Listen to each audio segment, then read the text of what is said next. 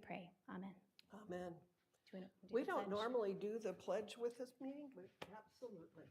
I pledge allegiance to the flag of the United States of America and to the republic for which it stands, one nation, under God, indivisible, with liberty and justice for all. Thank you. I'm going to call the special board meeting to order for August 2nd. Welcome, citizens of Clay County. I want to take this opportunity to thank you for taking the time out of your busy schedule to attend this school board meeting, and I'm assuming most of them are online watching us at this stage. This meeting is our opportunity as your elected representatives to collaborate openly and make decisions that will decide the future direction of our public schools and the education of our children here in Clay County. If you wish to address the board on an agenda item, there will be an opportunity to speak for 3 minutes. Please fill out a card, which you will find located in the back of the room, indicating the specific item or topic you wish to speak about, and turn it in promptly. Your participation is welcomed and appreciated. We're going to start with a review of the 2022-2023 proposed budget. Dr. Legetko.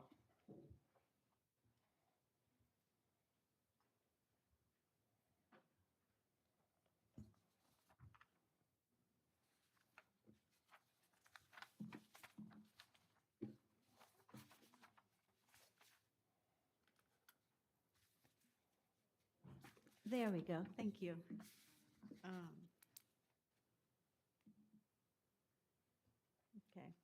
Okay, we are here this afternoon. No, sorry, back up.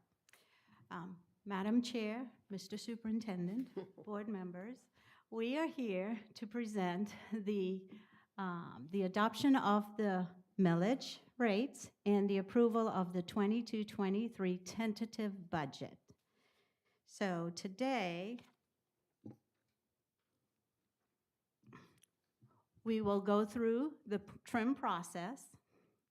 We will review the budget.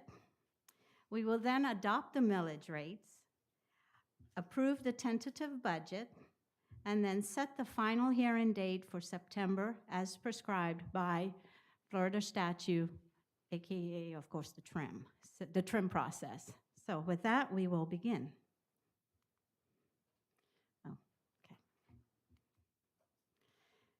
As I've stated before, the trim process is a timeline-driven process where taxing agencies are here to set the millage rates for the upcoming fiscal year, the 22-23 fiscal year. That entails several processes. One of them, of course, is to receive the certification from the local taxing agency, which that happens around June 30th. It's an estimate of our property values. And then, of course, the Department of Education certifies those numbers for us. They complete a calculation at the Department of Education to determine what is the proportionate share of a county's millage rate, a county school board's millage rate. That's their role, and they certify those numbers for us. And you will probably know the terminology, RLE, required local effort. That is required by the state of Florida for us to participate in the FEFP program, which is our funding program that supports our operational expenditures throughout that year, that fiscal year. Okay, we are on number 10, line item 10. We are here to approve the tentative budget. Last week we did the approval of I asked for your permission to advertise the millage rates and the tentative budget. It was advertised in the newspaper this past Thursday on July 28th, and here we are on line item 10 where we are approving the tentative budget. The next meeting will be in September when, of course, the board sets that date to meet and approve the final budget. Okay. Moving on, what this slide represents is 20 plus year history of our millage rate, our required local effort, and all the basic discretionary, the supplemental discretion. There are different areas that we can impose as a school district. Of course, you can see this is just a historical view of what that represents. And I've highlighted this year, the 22-23 school year. Okay, so as far as our proposed millage rate for 22-23, as you can see, the required local effort is 3.171. That is expected to raise about $52.4 million. Basic discretionary, 0.748, about $12.3 million. Capital outlay, $1.5 million, about $24.8 million. And our additional voted millage, 1.0 is about $16.5 million. The total is 6.419, which will raise a total of about $106 million. Of course, this the total millage is about 7.43% of the rollback rate, and I will go into the rollback rate in a few slides ahead. Okay, here is a comparison of last year's millage rate compared to what we are proposing this year. And of course, if everything remained the same, if your property value stayed the same, everyone would have experienced a tax decrease. You would have saved about $62.30. However, this year, your property values went up so significantly high. You can see last year's property assessment taxable value was about $14.3 billion. This year, it's 16.5. That's a significant increase from last year to this year. And this is not just for Clay County. This is across the state of Florida. So every taxing agency, I would say, is experiencing this increase. So with that being said, I do want to let everyone know that, of course, when our budget, we are required to only budget 96% of those funds because typically we do not collect the full 100% of the millage revenue.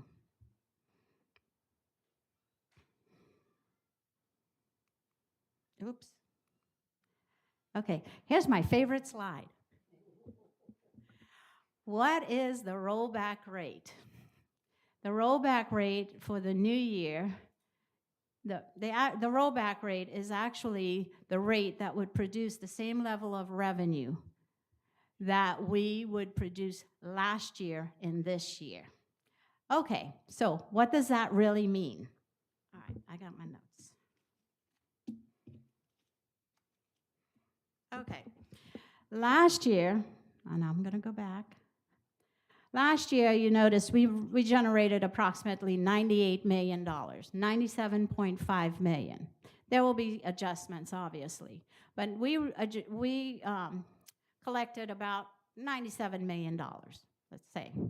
So that was based on the 6.775 millage rate, correct? This year, it's 6.49. They're saying the rollback rate is what is that rate that we need in order to generate the same $97.5 million.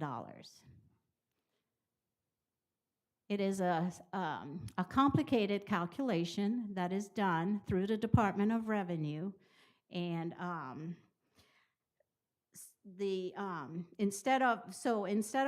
in order for us to generate the $97.5 million, and like I said, it's not the exact number, it could give or take because there are adjustments that are made.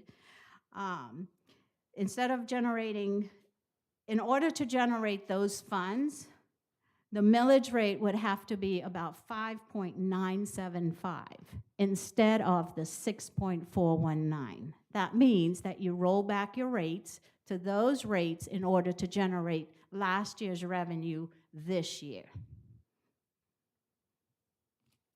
Any questions on the rollback rate? Okay, I think that's the statue, so it would be your elected officials up in Tallahassee. All right, so we're going to move on. All right. Of course, I'm not sure if you all saw the advertisement in the newspaper, but this is exactly what was presented in the newspaper on the 28th, last Thursday. And you have copies of these, so you can. Oops, this is fast. Okay, so one more thing about trim that we are required to ensure that the public understands is that, of course, because of your property tax increase, we did have to advertise a proposed tax increase. What does that mean? It means that this year we would generate approximately $106,269,536 in order for us to generate or receive from the state $252,703,136. That is what we're generating is approximately 30% of the total general fund the total budget. The state will give us about 70% of the additional revenue. So you add those two together, that makes up our budget, pretty much. Okay, now we're done with trim. We're going to go into the budget, per se. And again, these items, this presentation was presented last week as well, and nothing has really changed, like I have said in the past. A lot of this is we're closing the year. This is just an estimate at this time. In the September meeting, we will have final numbers. At that meeting, we will have our AFR, Annual Financial Report, completed, which is an accounting of last year's expenditures, all our revenues recognized, all of our journal entries done, all of our accounting type activities completed. And along with that will be the final budget, where we will adopt the final millage rates and the total budget for next year. And also throughout the year, those numbers change. It is a constantly changing budget. So every month, the total budget will change because of adjustments that occur. Okay. Oops. Okay, this is a pictorial view of our estimated revenue for general fund. We have about 21% generated locally. That's about the 62 million, and you'll see the breakdown in the next spreadsheet. The FEFP is about 76 million. Of that, 70% is coming from the state FEFP. There are other state revenues that we do receive, and you'll see what that is in the next spreadsheet. But it's a total. 1% is federal funds, which is like ROTC, those types of funding. And the other financing sources are the transfers that we do take in from capital into general fund. Okay. Here we are. This is the breakdown of some of our major revenue sources in the general fund. So you've got your local revenue, which is, again, the largest one, of course, is our property taxes. The indirect cost, it is high as a result, of course, of our CARES funding, because that is the indirect that we are allowed to collect statutorily, federally, to assist with the overhead expenses that occur to manage those grants. So that's why it's the $1 million there. Our state revenue, of course, is the FEFP, and like I said, there are other funding sources that do come in there in the FEFP. Workforce development is also a revenue source that we do receive for the adult program. And of course, there's miscellaneous. But the largest in the state revenue is our FEFP. We are reliant on those funds to come in to help assist with the operations of the general fund. Federal revenue is impact aid funds, ROTC, Medicaid that we bill for. So again, our total revenue coming in is about $321 million. And I'm going to continue on. If you have a question, let me know. So I will be glad to answer. All right, I wanted to give you a breakdown of what the other financing sources are. I mentioned that we do take a transfer from the LCIF, the $1.5 million capital outlay funds. So there is that $4.3 million, which of course that pays for our insurance, our liability insurance coverage for the entire district. And of course, you've got our sale of land and equipment. Each month, we do bring you an equipment report that shows how much we're getting rid of. They're broken. They no longer have any use for us. So therefore, we do try to sell some of it, and we do recognize it as a revenue source. And of course, the transfer of the $1 million that the $1 million that we transferred that was agreed upon in the resolution. So the total transfer is about $6.4 million. No, I'm sorry. The total other financing sources is about 6.4. All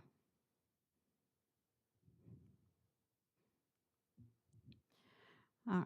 So now we're going to talk about how do we spend our funds? Where do all our operational expenditures? And as you can see, most of it goes to the schools and our cost centers, other type of instructional services that we provide, some of the categorical programs that are restricted, central units, which is of course our district level type activities. And of course, we have our fund balance. That is required by the state that we maintain at least a 3% fund balance in unreserved, but everything else is pretty much reserved. It's set for certain activities, and it has to be spent on those types of activities. So it's called restricted or it's restricted assigned as well. So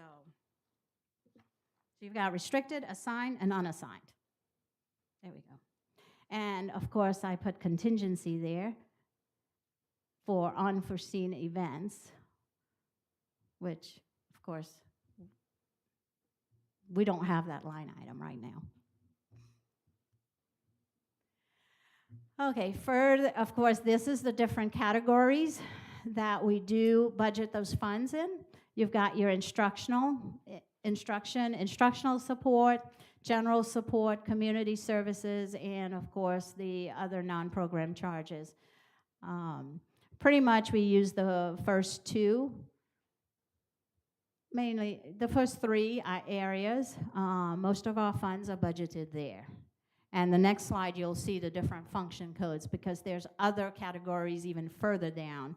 And these codes are used by us directed from the state. We have a code, set of accounts that we must comply with. The state it is required to the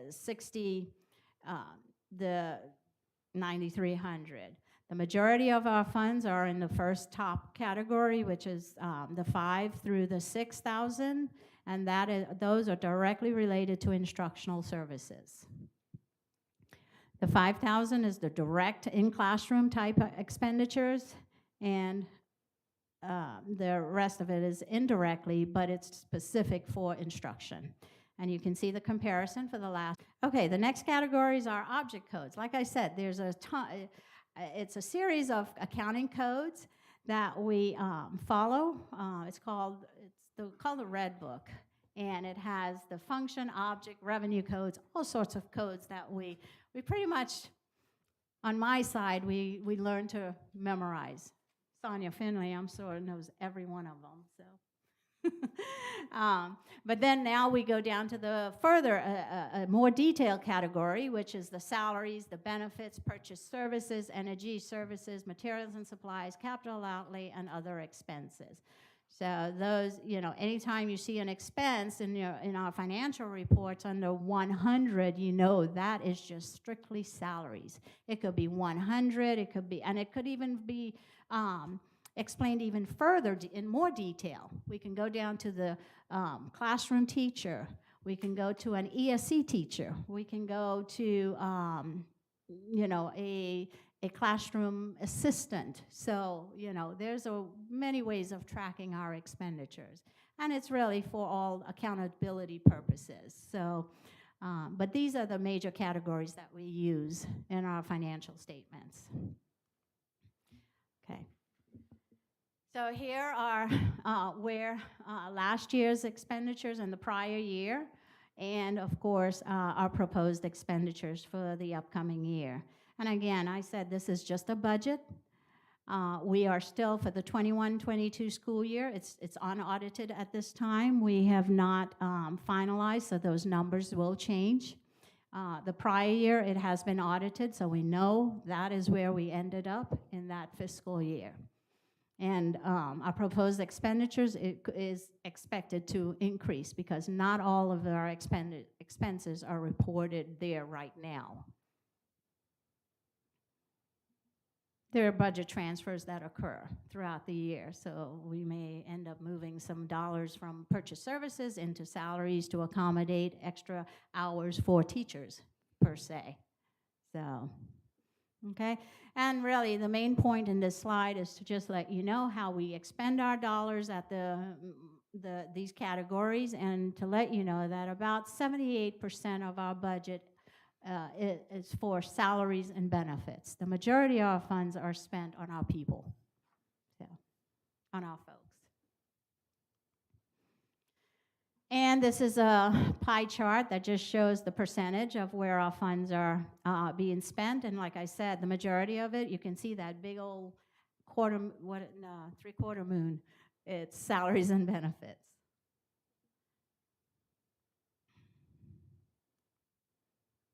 Okay, and this is more of a summary of our revenues, expenditures, and of course where we expect our fund balance. We're projecting our fund balance to remain the same, about 5%. And again, like I said, this is all an estimate. We do not know what's going to happen. So, and a lot of this is dependent on, of course, our FTE. Our FTE includes students. Students transforms over to one student equals one FTE. So hopefully they will come. Okay, all right. This is a pictorial view of our history of our fund balance and where it's been, where it's going, where we would like it to be. So again, I'm projecting about a 5%. Hopefully it's more, but right now it's a 5%. We also expect to end with about a 5% for this year. Okay. The next part of it is the 1 mil, which is part of the millage. The 1 mil is already part of my general fund, but I wanted to break it out so that the taxpayers can see how we're actually spending this 1 mil. Just want you to know this 1 mil is the 4th year of the mill that was passed 4 years ago. So this is already in place, and this is the funds we are projecting to collect for this tax year. Okay. All right, again, I'm going to show you how we are budgeting, what we spent last year in our using the 1 mil dollars. You can see, and it is in accordance with the resolution that was passed 4 years ago. It was, again, safety and security, where you see a lot of the expenditures are in the 7,400, which is facilities and acquisition and construction. So again, that's the safety and security of our schools. The operation of plants is our, of course, police department. And of course, there are a few little maintenance type expenditures in there, but the majority of it is in those categories that were approved in the resolution. This is from an object perspective, and you can see, again, it's the same. The salaries and benefits, and that's primarily for our police force. The purchase services is primarily our contract with the police force, as well as other with the Green Cove Police Department and Orange Park. And of course, there are other contracted services that we do have that we purchased, and that's where contracted services are in our purchase services line item. And of course, capital outlay, we plan on getting a lot of our safety and security needs addressed there. Okay, and then here's a pictorial view of how these funds are being spent. And here's the summary statement. You did not see the $2 million that was in the expenditure report because it is a transfer from, well, it's part of our general fund already, but I wanted to show you where we are. There is $2 million that is targeted or designated for our insurance. Okay. Here's another picture of just line items of where those funds are being spent. Okay. The next fund is, of course, our debt service. Debt service is our funds where we repay our loans that we have against some of our buildings that our notes, our COPS, the COPS issues that we have in place.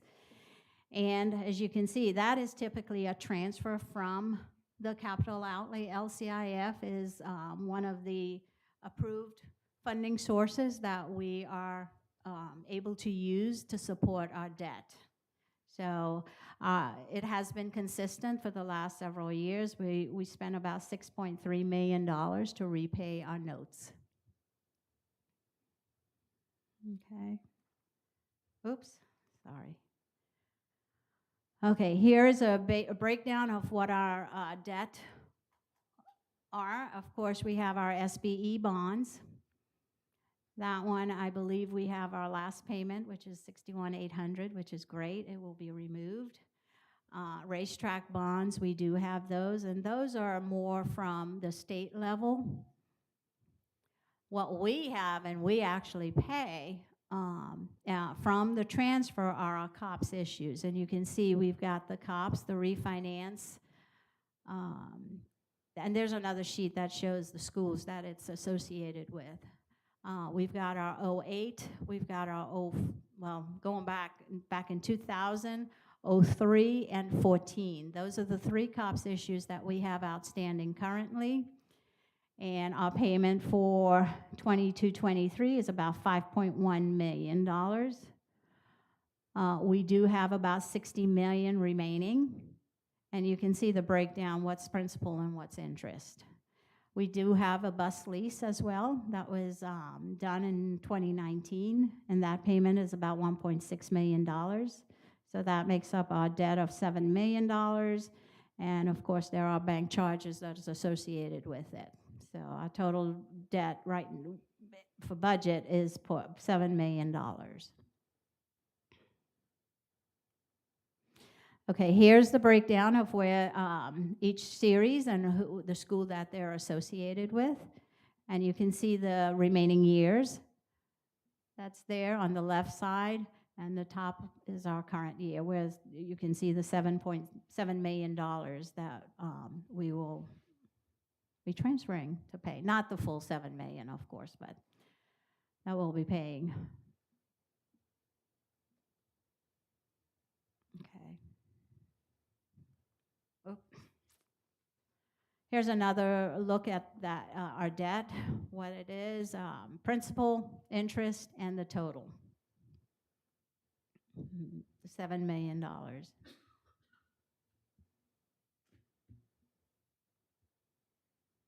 Okay, we're going to do the capital projects.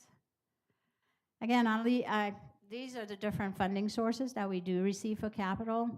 I know PICO has gone away, but I like to leave it there so that the viewers can see that we did used to get some money for our PICO, but now we do not get it. So again, we have to use other funding source to cover that type of expense. Okay.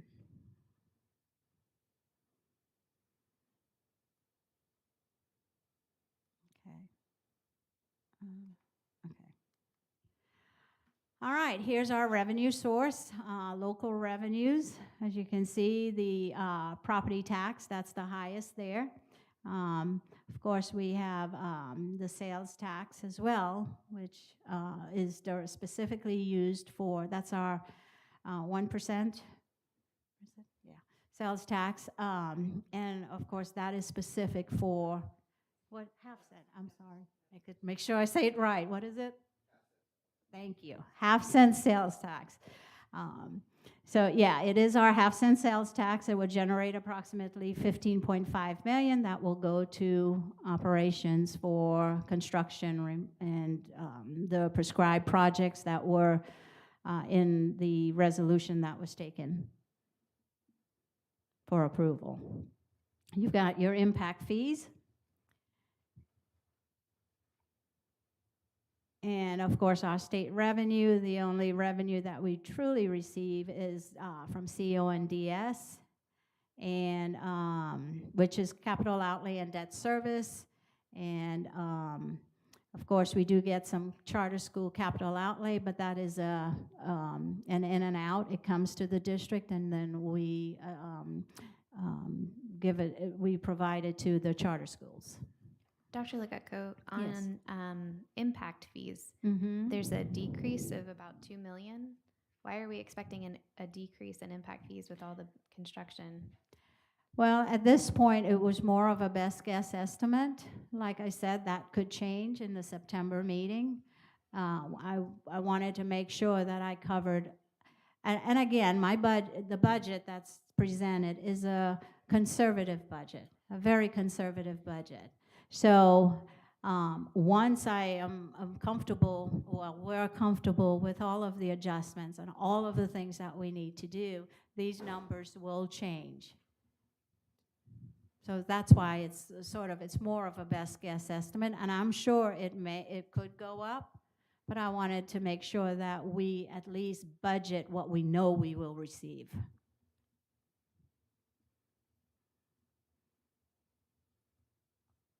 Okay. How are we spending those funds? Again, there are categories specific that we can spend these funds on. And the building and fixed equipment, about $59 million, which is where most of these dollars are being spent. It's renovation, new construction, new types of activities. And of course, for growth, we know that this is where we are expected to spend our dollars.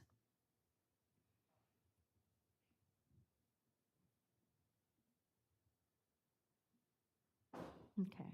And one of the other things, I know you're looking, okay, we've only spent $12 million in 2021, $17 million in 21-22. Again, though, that could be adjusted. And you'll see a $94 million. What happens is a lot of the projects are appropriated already. If you notice the advertisement that we did, the 2-page list of projects, that is what that money is for. So we try to appropriate all of the funds assigned to a project.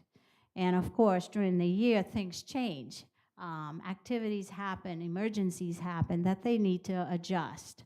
And that's where, at the end of the year, we actually look at what did we spend versus what did we budget. And this has the new elementary school in it, correct? I'm going to leave that to Bryce. Yes. Yes, it does. Okay.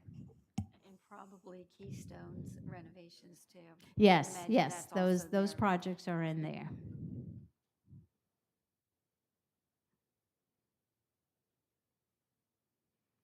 Okay, here's a summary statement, what our revenues are, what our total expenditures are expected, and where we believe our fund balance will end up. And then the bottom, you can see the transfers that are taken from the LCIF to cover the debt payments and the general fund transfer.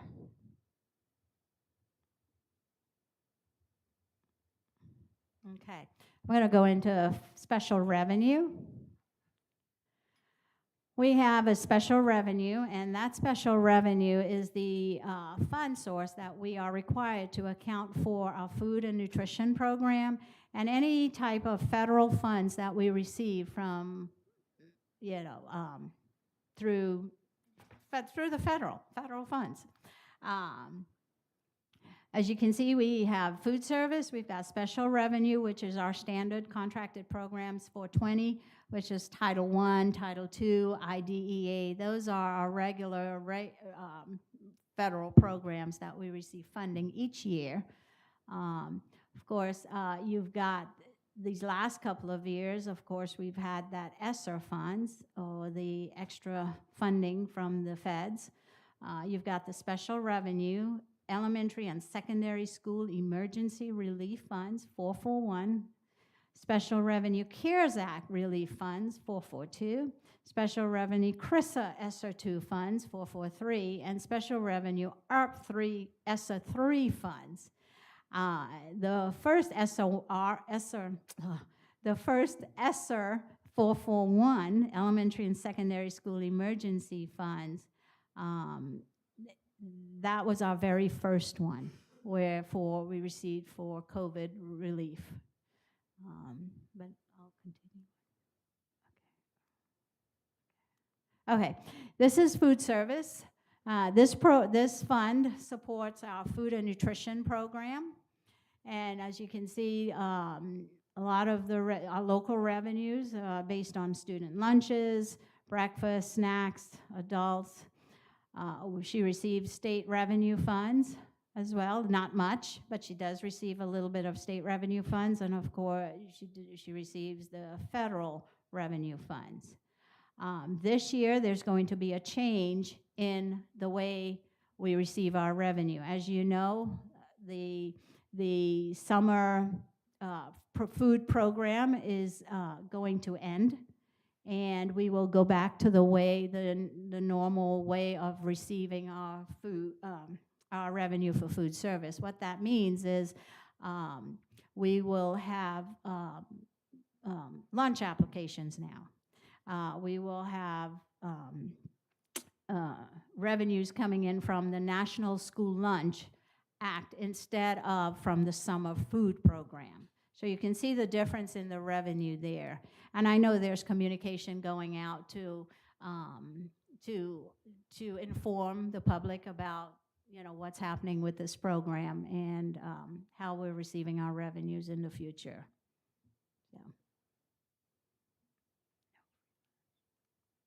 Okay, 410 here, how does food service spends their funds? There you go. Salaries, benefits, purchase services. The largest item is food and supplies. $9.9 million is expected to spend in food and supplies. Of course, the other big category is salaries and benefits for the food program.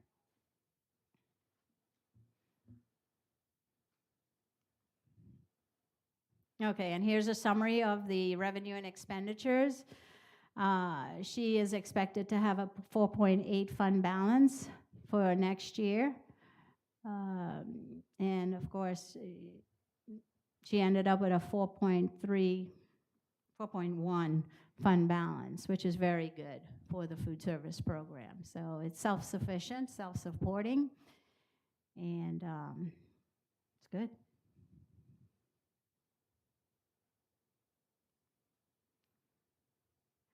Okay, the next revenue source is our special revenue, which is our, like I said, our federal programs such as Title I, Title II, Title III, all IDEA, all of those large type supplemental type programs. And those programs, you do not end up with a fund balance. It is reimbursement type program. So we spend the funds and we get reimbursed on those dollars. But we do have to budget what we believe we will receive during the year. So for this year, we're expecting to receive about $23 million. That will change because we receive grants all throughout the year. Every year. I mean, it's just the state tells us, okay, here we have this amount of dollars available. We need you to apply. We apply and we receive it. So again, those numbers change. Last year we had about $15.3 million. Year before we had 16.7. We spent about, again, we'll spend what we bring in. Okay, there's no fund balance. And I believe this is how we are expending those dollars. And keep in mind, these funds have to be supplemental to our regular program. So it's in addition to what we offer to our in our programs.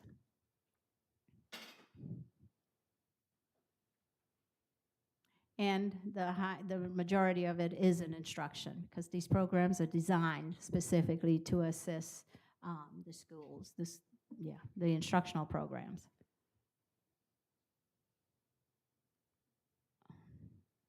The majority, of course, is salaries and benefits, supplemental to our current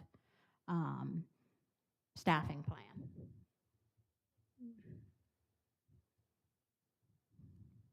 Okay. All right, so here, okay, here is the special program as well. The CARES, the CRISA, the ARP funding source.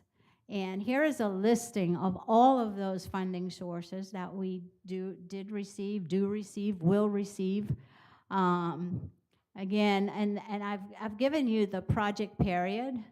So like the first one, ESSER 1, September 30th, 2022 is the ending of that program. So we've spent our dollars. We spent it primarily on COVID type expenditures, the things that we needed at the start of COVID, and they were spent based on that on those directions. So we received about $4 million, as you can see. We spent, we have about $1.8 million, $1,800 left. And so you can see all the others, the ones that, again, ended in 21, that's gone. There's no funds remaining. What's remaining is the ESSER advance. We have about $289,000 left over. But that could change as well because we're still adjusting numbers. So, but this is just a pictorial view of the different programs that we have currently and the ending dates of those programs. And I can assure you, Clay County is spending our funds as we are expected to spend it.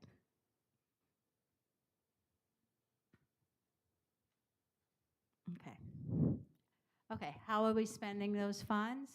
You can see it's in it's salaries, benefits, purchase services, capital outlay, materials and supplies.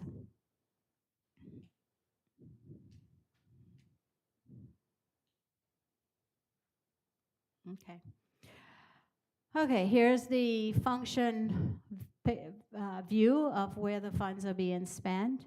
And again, the majority of it is in the instructional side as well as the facilities side, where we had to keep our buildings safe. It was not safe.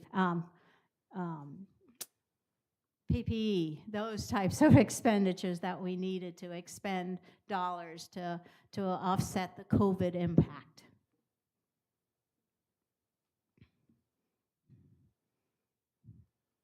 Ugh. Here's a summary of the funding source. This, again, like federal, once the funds are expended, that's when we receive the revenue. It's after the fact. So there's no fund balance.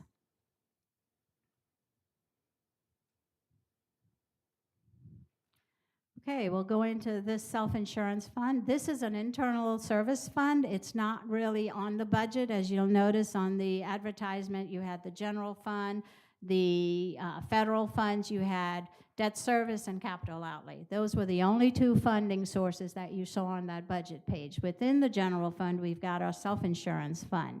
And the self-insurance fund, the purpose of that fund is to account for our property expenditures, automobile it's our liability type of expenditures. And of course, it's our insurance payment.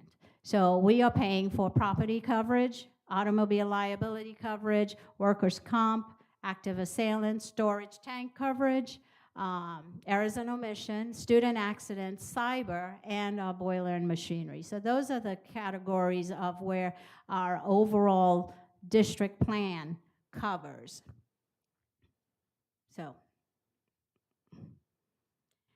and of course, what has been our expenditures? Our operating revenue, we bring in about 3.8 million.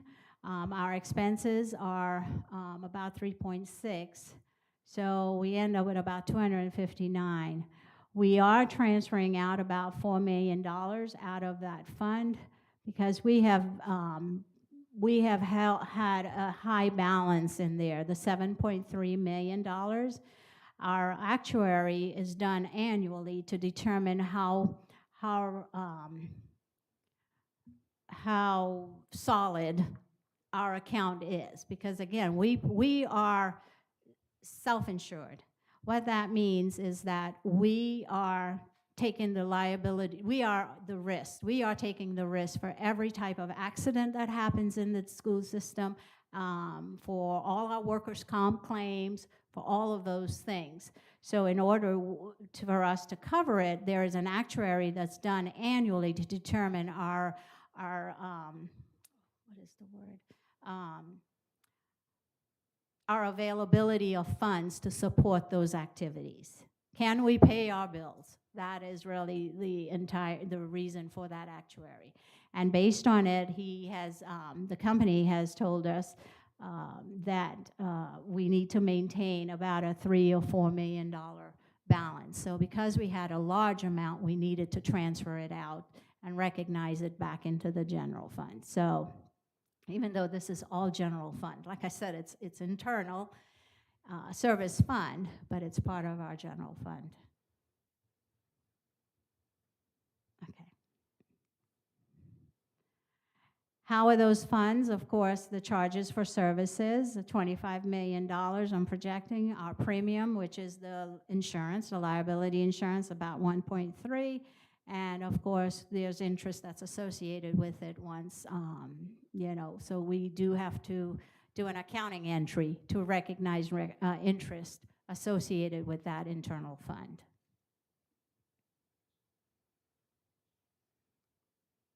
Okay, and finally, the 712 self-insurance, as you know, at the May 15th meeting, we approved, the board approved to transition our school district group health insurance plan to a fully insured health insurance plan. And like I said, this is just to prepare you for the September meeting when I do bring a budget for the self-insurance plan. We are still in the process of transitioning that program. It will be effective October 1. So there's still some setting up that we need to do on that. What that means, though, it's just like the liability insurance program. We are taking the risk on those programs, And, but as it relates to the health, the employees, nothing changes. It's the same program, everything remains the same, except for they will have a RX card and their regular health insurance card, identification card. So, yeah. So now, that concludes the presentation of the budget and the millage rate. Our next steps are, of course, to adopt the millage rate and approve the tentative budget for 22-23 and set the public hearing for September 8, 2022 to adopt the final millage rate and the budget for 22-23. Do I have any questions?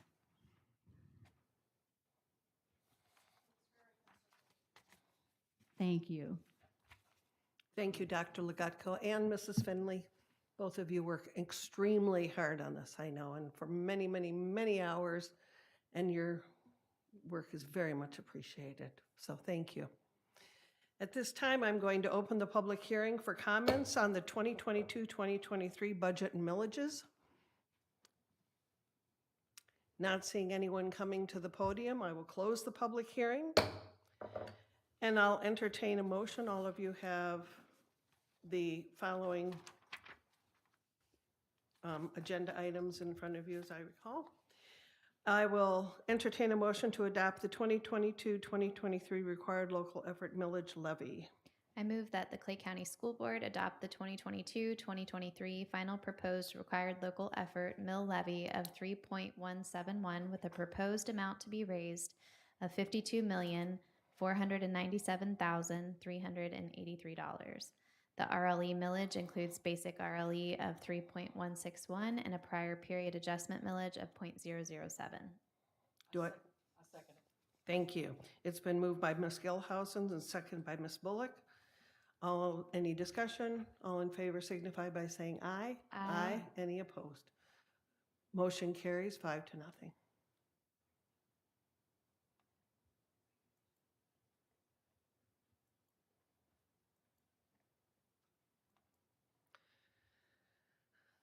I'll entertain a motion to adopt the 2022-2023 basic discretionary operating millage levy.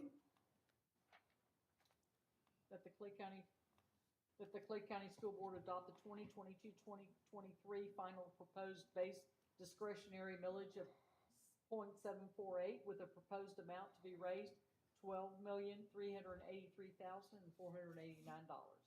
I'll second. Ms. Bullock has made a motion and Ms. Karakis has seconded the motion. Any discussion? All in favor signify by saying aye. Aye. Any opposed? Motion carries.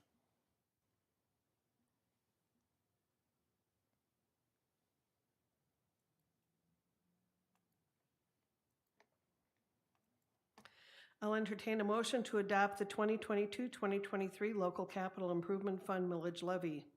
I move that the Clay County School Board adopt the 2022-2023 final proposed capital outlay millage of 1.500 with the proposed amount to be raised of $24,833,199. I'll second. Ms. Karakis has moved approval and Ms. Clark has seconded it. Any discussion? All in favor signify by saying aye. Aye. Any opposed? Motion carries.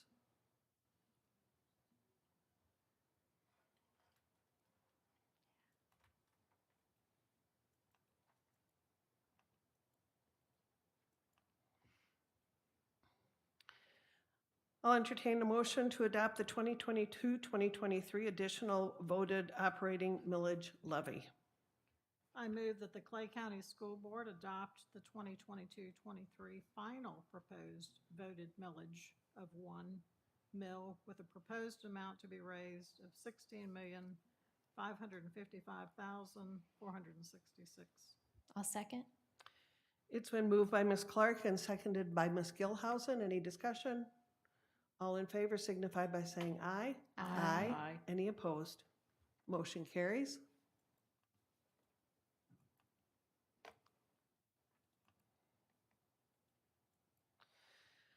I'll entertain a motion to adopt the 2022-2023 total millage levy. I move that the Clay County School Board adopt the 2022-2023 final proposed total millage will equal 6.419 with a total amount to be raised of $106,269,536. The total millage rate to be levied is more than the rollback rate by 7.43%. I second it.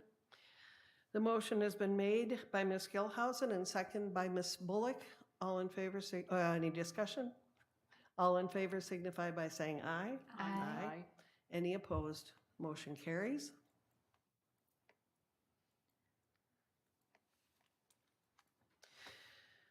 I'll entertain a motion to adopt the 2022-2023 tentative budget, all funds.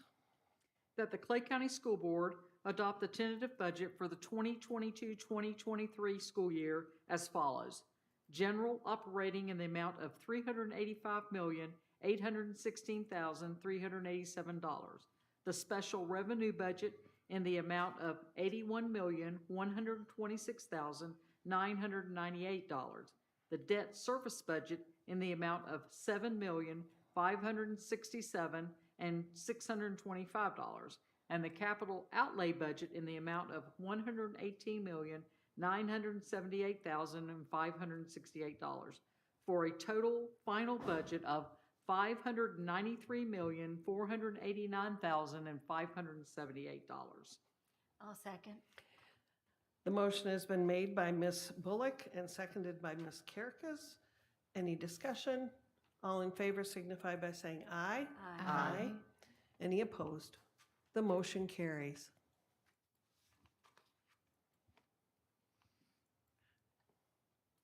And we won't ask you to repeat that, Ms. Bullock. Oh, please don't. I'll entertain a motion for the resolution number 23-01 determining the 2022-2023 tentative millages.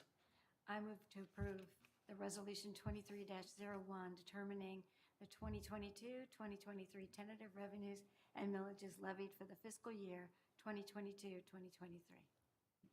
I second. The motion has been made by Ms. Kerkes and seconded by Ms. Clark. Any discussion? All in favor signify by saying aye. Aye. Any opposed? The motion carries.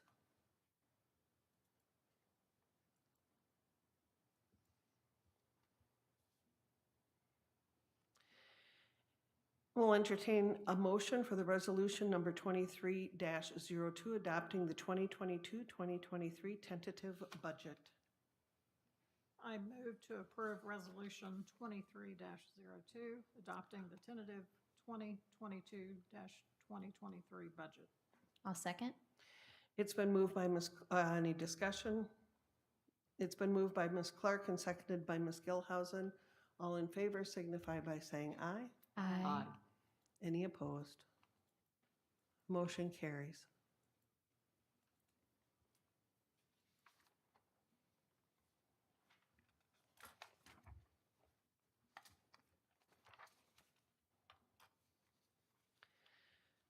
Mrs. Ellis, would you come forward, please, and tell us about the 2022-23 to 2026-27 educational facilities plan? All right. Okay, thank you, Superintendent and Board, for allowing me to speak on the tentative educational facilities plan.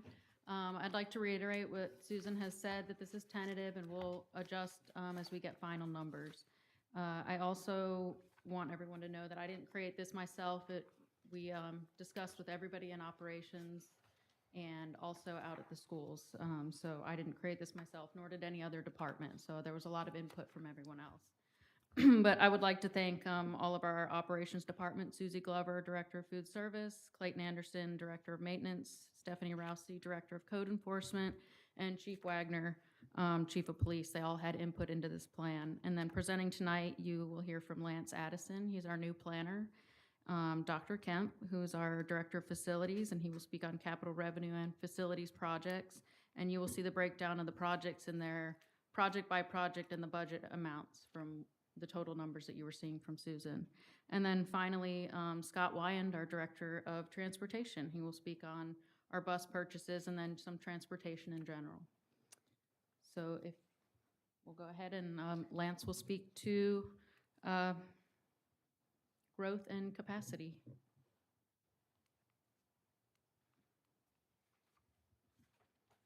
Maybe.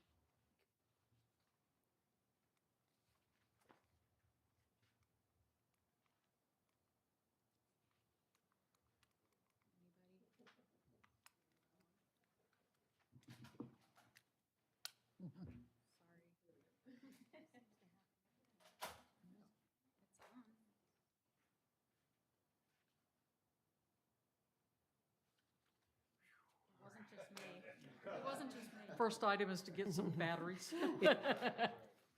Darn. What object number is that again, Ms. Kara? No.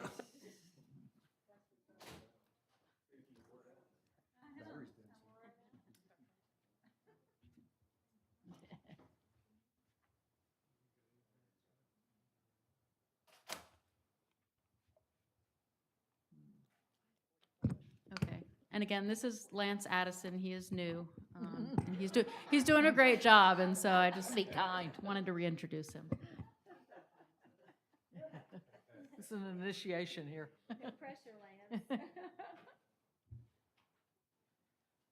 Thank you, Ms. Ellis.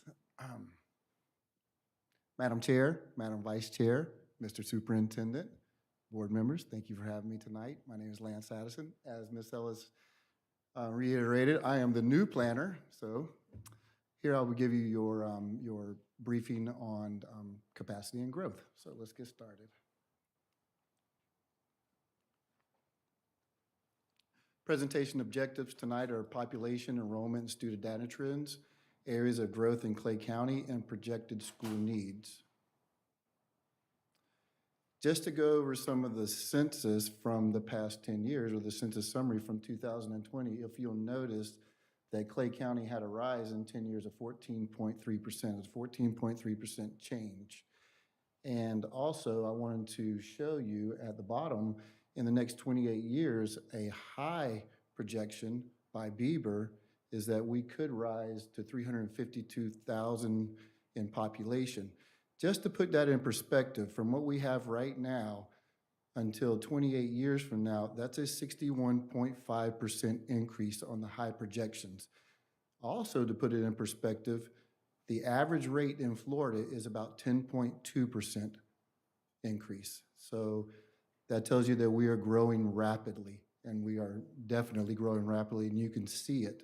If you just drive around, you can see how rapidly we are growing. Our current and future summary of schools, as you can see, we have 42 schools. We have one currently under construction, and we're projected to grow to 48 to 49 schools within the next 10 years.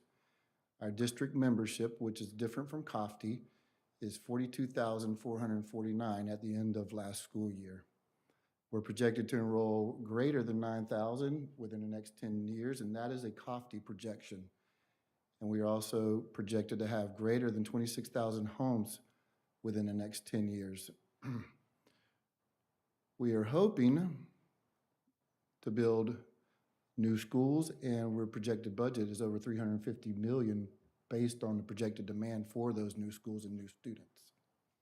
And if I'm going too fast, please stop me. I'll be happy to answer any questions for you. Our 10-year enrollment projections from COFTI, as you can see, in 10 years, COFTI has determined that we will have a 24.6% increase. Taking you back to my math days, my math teaching days, if you look at from 25-26 until 31-32, it's almost a constant rate of change. It's almost a perfect slope. I thought that was kind of amazing, basically, because taking everything that's into account and the methodology that they use to come out with an almost constant rate of change, kind of amazing to me, being a math teacher. So I thought that was pretty interesting. The cohort survival method is what they use. And as always, COFTI projections change on an annual basis, so I want to make sure I let you know that these always change annually. Every year in June, the COFTI projections change. They come out with a new projection. These are the tables per school. These are the first 5 years from now up until 26, 27. These are the projections that COFTI has come up with on what our enrollment and our capacities will be per school. This is elementary school for the first 5 years. As you can see, Spring Park Elementary at the bottom is taken into account. And could you remind me, what do we have our district level set at from the level of capacity? Is it 85%? Our level of service, ma'am, No, I didn't mean capacity, concurrency. our level Is of it service. 85%? No, ma'am, it's 110% for 110. concurrency, yes, ma'am. Our interlocal agreement with Clay County requires us to have 110% level of service. In other words, per our agreement, we can go up to 110% in the schools. Thank Yes. you.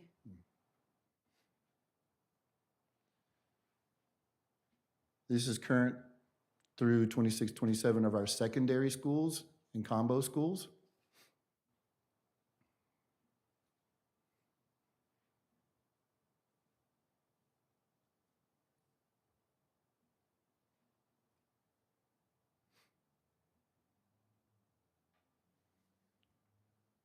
The next slide is the final 5 years of the 10 years.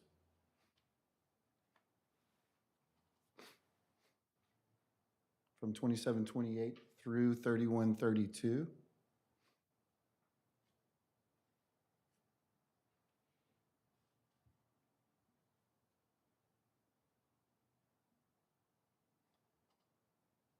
Just to take note that none of the schools on the COFTI projections went over 110% at this time.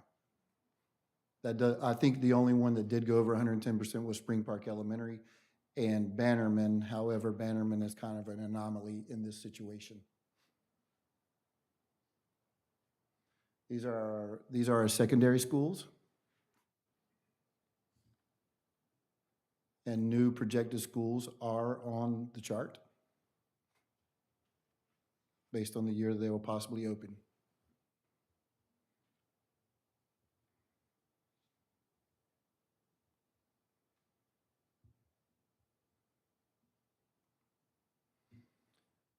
These are our proposed new schools and an estimated cost of the school based on per student station.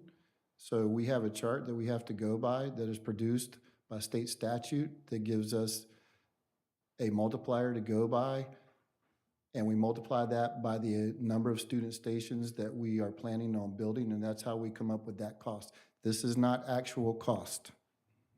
And you see at the note at the bottom, cost per student station does not include legal fees, land acquisition, site improvement, public utilities, facility safety, hurricane shelter hardening, or cost to make the public accessible. Those are large costs that aren't included in this cost of construction. Yes, ma'am. The hurricane hardening, is that paid for just by the school district, or do we get funding from the county, the state? No, ma'am, that is, Dr. Kemp likes to refer to it as, is it mandated, unfunded mandates?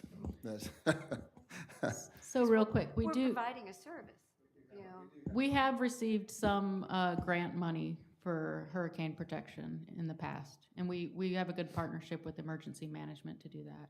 So how large of amount have we received? In the past, so the last one we did several, I can get that number for you, but we have gone to several of the schools and just hardened what we could to make them usable for hurricane shelters. But I can get you that final number. I'm just curious. I mean, it's great that we provide that. I'm not saying we shouldn't. Just wondering who's paying for it. exactly. Are we required to make every school a hurricane shelter? Only if emergency management says that we're in a deficit. So right now, our county is in a deficit of shelters. Okay. So when it's, we are required to do that. So Spring Park Elementary will be a Yes. hurricane grade Mhm. building. And so will Keystone. So, Keystone, new So Okay. if the county's in a deficit, you would think that there would be funding to help with that and not just the school district. No, providing and they that. do, and they do. They don't pay for the whole thing. We try to break it down as much as possible.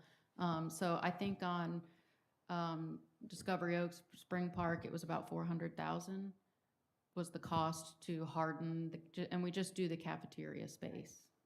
So it's minimal in comparison to what you're spending on an entire school. Yes. Yes. Okay. Thank you, sorry. Yes, ma'am. No, no worries. As you can see from one of the earlier slides, our grand total and cost for the 6 schools were projected at $335 million just in cost per student station, not including the other costs. So there's substantial cost in there. Quick question. Yes, ma'am. Since we're on new schools, in Saratoga Springs, we have that land, Yes, ma'am. but how much land for the future do we have? So at this point in time, Saratoga Springs, with our prop share agreements, we have 77 acres. That land has not been conveyed yet. It's conveyed based on the prop share agreement at certain times of phasing. We also have land in Governor's Park. Reinhold, which we have the deal with for the land, also we have a prop share agreement for 20 more acres, not next to the 77 acres. So in that area, we have 77 acres and 20 acres. However, we don't know exactly where the land is. It has not been conveyed. Okay, because I would hope that with the larger Governor's Park in Saratoga, that we're getting the developers to provide. Yes, ma'am. And I'm real concerned about the cost to make public roads accessible because a lot of this, where we're planning to build schools, is in rural areas. So are we sharing the cost for the roads? We have to share, per the interlocal agreement, we have to share the cost of the right-of-way for the school. However, the roads themselves are paid for either by the developer through credits or by the county. Okay, so we're looking at the cost of like sidewalks. Sidewalks, right-of-way to get into the school. If we have a lane for the right-of-way to get into the schools, we are responsible for the cost for that. Okay. Any other questions? Areas and growth in Clay County, as you'll notice, we have Lake Asbury, Saratoga Springs, Green Cove, and Governor's Park. I grouped that all into one because they all kind of border with each other and they all have an effect on each other. Then we have the Oak Leaf area and we have the Middleburg area. This is the Lake Asbury, Saratoga Springs growth. As you can see, we have a potential for 12,800 homes in the area right now.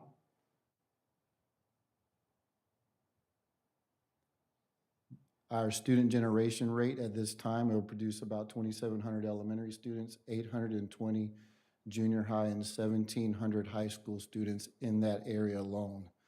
That's a substantial amount of students if you start looking at what our capacities for the schools are. Right now, it shows our current percent of capacity for the schools in the area of Lake Asbury Elementary, Shadowlawn, Lake Asbury Junior, and Clay High School. So all of those schools, as you can see, are above the 80% mark. Those schools will fill up quickly as the growth continues and we continue registering students in the schools.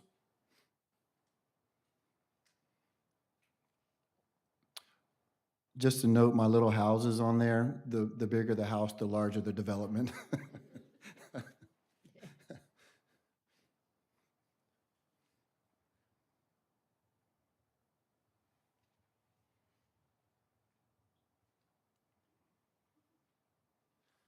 This is the Green Cove Springs Governor's Park area. As you can see, Governor's Park has about 6,300 homes planned. Then we have Ayrshire, which is about 2,100 homes. And then we have a small little development there for a potential of about 8,700 homes. And you see the student generation rates of 1,830 elementary students, 557 junior high, and 1,154 high school students.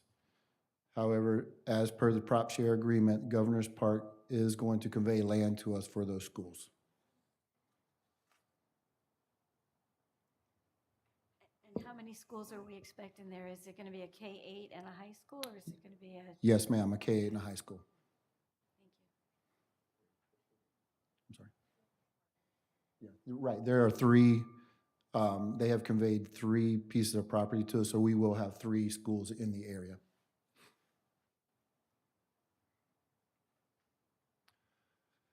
This shows you exactly the Saratoga Springs cutout and where it's located in reference to basically Magnolia West. It backs up to Magnolia West where the new school is built right now, all the way up to close to Sand Ridge, in the backside of Sand Ridge in the Lake Asbury area. It's a very large area of development.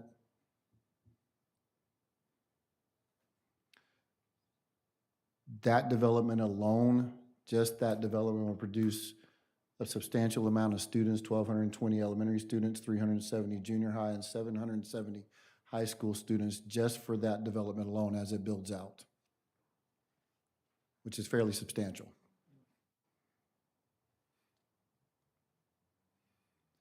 These are proposed sites for the Saratoga Springs area.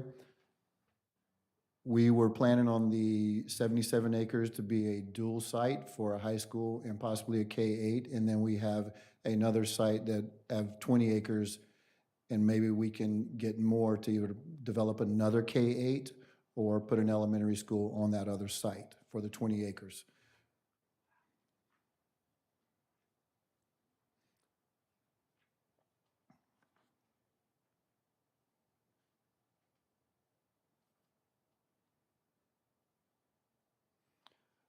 I want you to take note that we've shifted our focus from A and B down to the Saratoga Springs area for building, and I'll get into that in a few minutes on future slides.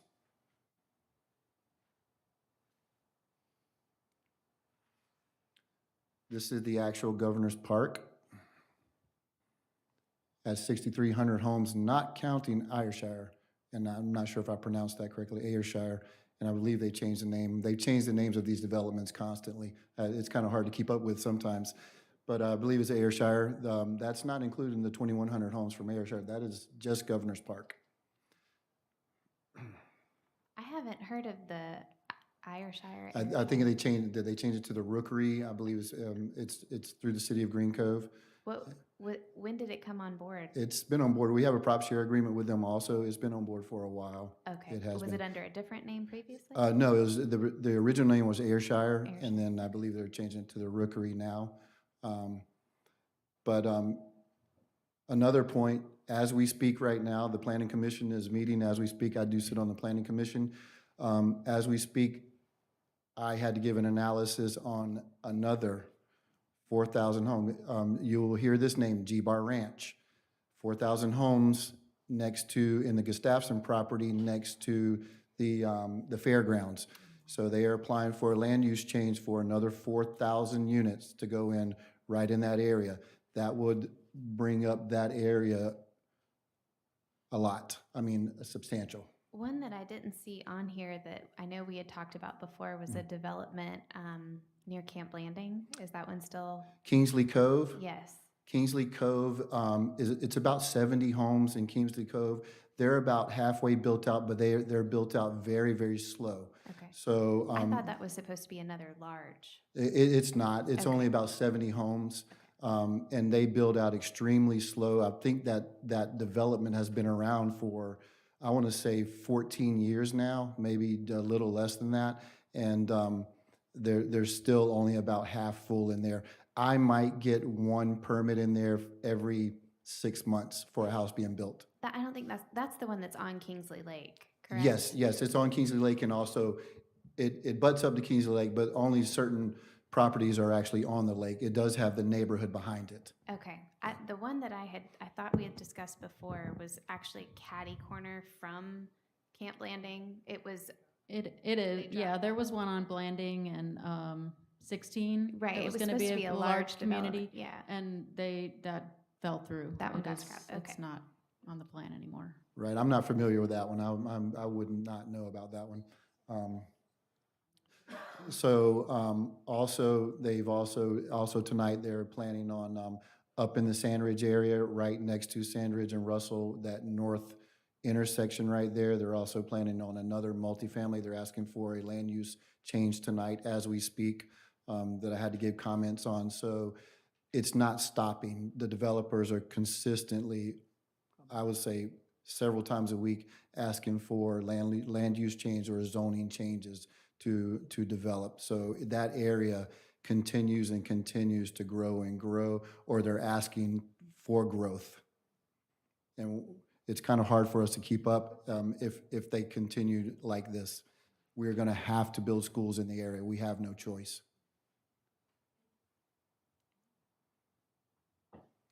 These are the proposed sites. Now, this is not in stone. These are the proposed sites that we're looking at for the Governor's Park area, the 3 sites.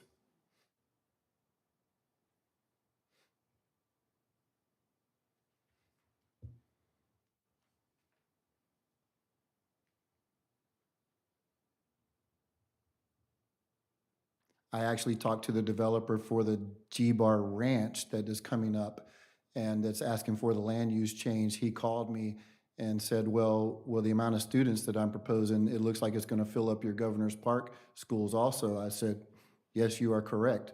So, so we have to, if that's approved, and I'm not sure if it will be approved or not, I have no idea, but if that's approved, we'll have to go into prop share with them. And I think I determined it would be about 1,293 students overall for just that development of 4,000 units.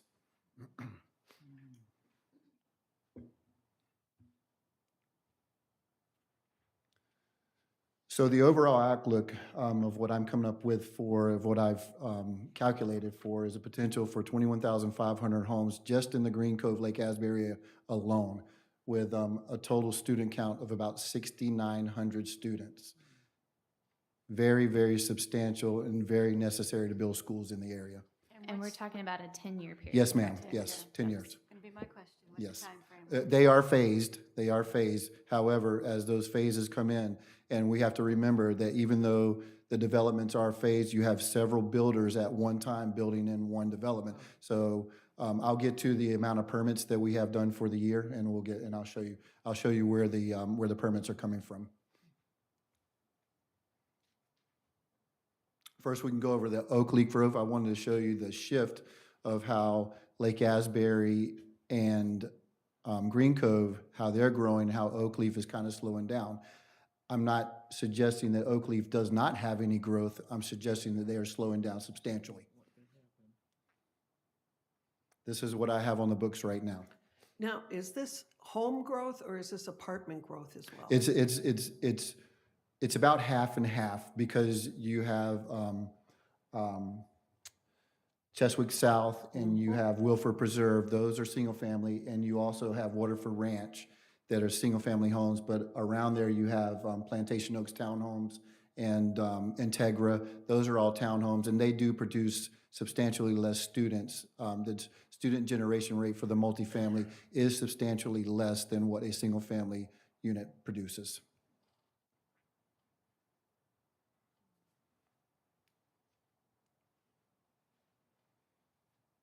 This is the Middleburg growth area. As you can see, we have redistricted in the area. That redistricting takes place next week, where those students will move over to the redistricted schools. Those are the capacities that I have determined of where they were at the end of the year and where they will be based on the redistricting of the schools. Middleburg is right about equal with Oak Leaf on the growth. However, it appears that Middleburg is growing a little bit more on the upswing, where Oak Leaf is more on the downswing.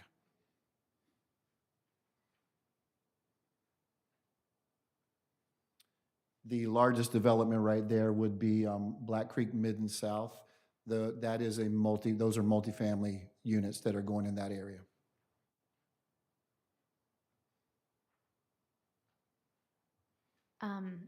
The Middleburg High School capacity situation. Yes. The 70.3% is by student station and the 102.6% is by cafeteria. That is correct, right. So the cafeteria, I know we've talked about the expansion of it. Yes. Where are we on that project? I'll have to talk to We have that on the plan for this year. I know we said that a couple years in a row. Again, with COVID, we've run into challenges with purchasing some of the items that we have for that school. But anyway, so that's kind of been pushed off and pushed off. But if you remember out at Middleburg High School, they have a lot of portables. So they're at 70% because they have so many portables. And if we want to start talking about portable reduction, that would be something we could do maybe at that school. But My that's concern the is big, the growth that's out there. Right. I'm afraid, when you look at, like you said, the trend in Middleburg Right. is an upward swing. It is a slight upward swing. It's nowhere near the swing of the Lake Asbury area, as you know, but it is a slight upward swing in the area. But I don't think it's a big red alarm in the area. Obviously, Middleburg High School could use some capacity in the cafeteria, but I honestly don't think it's a huge red alarm in the area. Even when we look at, the growth in Lake Asbury and trying to accommodate that while building schools, redistricting is obviously something we have to Absolutely. evaluate. Absolutely. So I'm just thinking if we need to have student stations at Middleburg High School, even if it's temporary, until we get a high school built, I don't want to cut our nose off to spite our face. Absolutely. Yes. Correct. Yeah.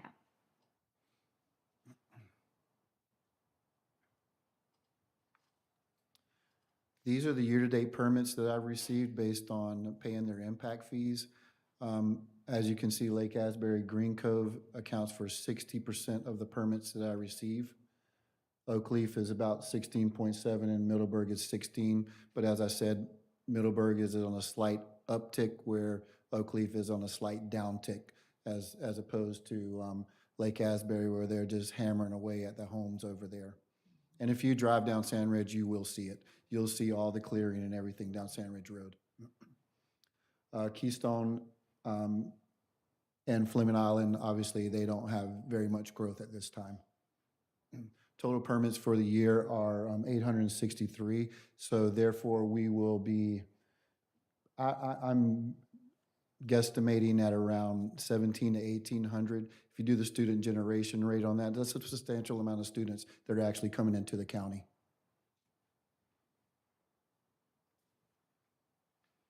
I think this is a good picture to show you kind of where the growth is and how and where the swings are in the growth, showing where the permits are coming from because the permits are up to date, actually as of today.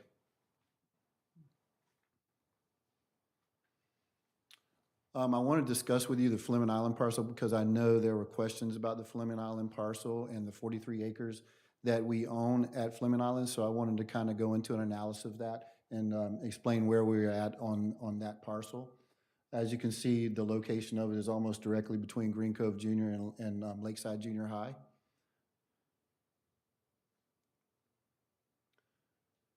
I know this is kind of, it's a lot of information on the slide. I'll try to explain it to you a little bit. However, as of March of 22, that was the enrollment figures, the capacity and the level of service Ms. Karakis was asking about is 110%. So we can go up to 100%, we can go up to 110% in our schools. The SCRO reservations, those are the reservations that developers, when they apply for concurrency, those are the reservations, the seat reservations that they get. So those are the actual reservations for seats. New construction, I got messed up. We promised we fixed those numbers and they were perfectly aligned. So anyway, it's 203 minus the 95. Reservation for contiguous zones, what that means is by the interlocal agreement, if I don't have capacity in a zone where that zone's, where they're asking for reservations, I have to look into a contiguous zone. So for example, if Lake Asbury Junior High doesn't have any reservation seats available, then I have to look into a different zone, which it will be Lakeside or something, or Green Cove. And then I have to give them reservations at that contiguous zone.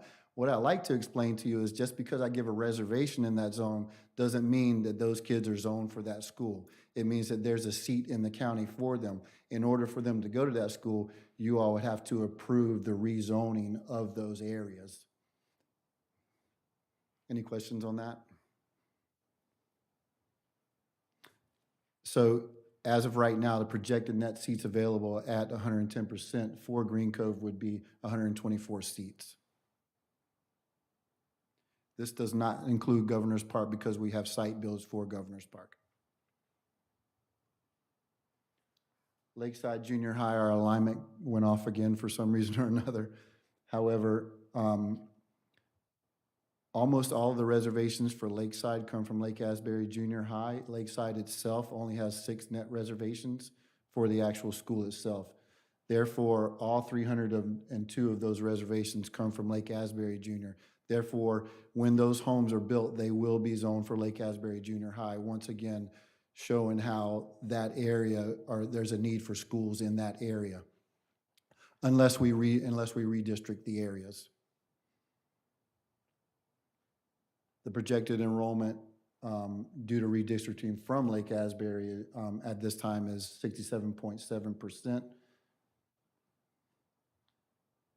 There's about 509 seats available after this. So there's about, let me back up just a little bit, 124 and 509, so that's 633 net seats available for that. I think I did the math on the next slide. So the junior high population of Fleming Island is 736. The non-traditional students in Fleming Island, there's about 90 of them.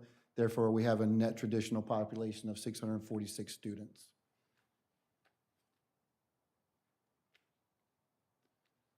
The net seats available for both are about 633. Hey, my math was correct, being a math teacher.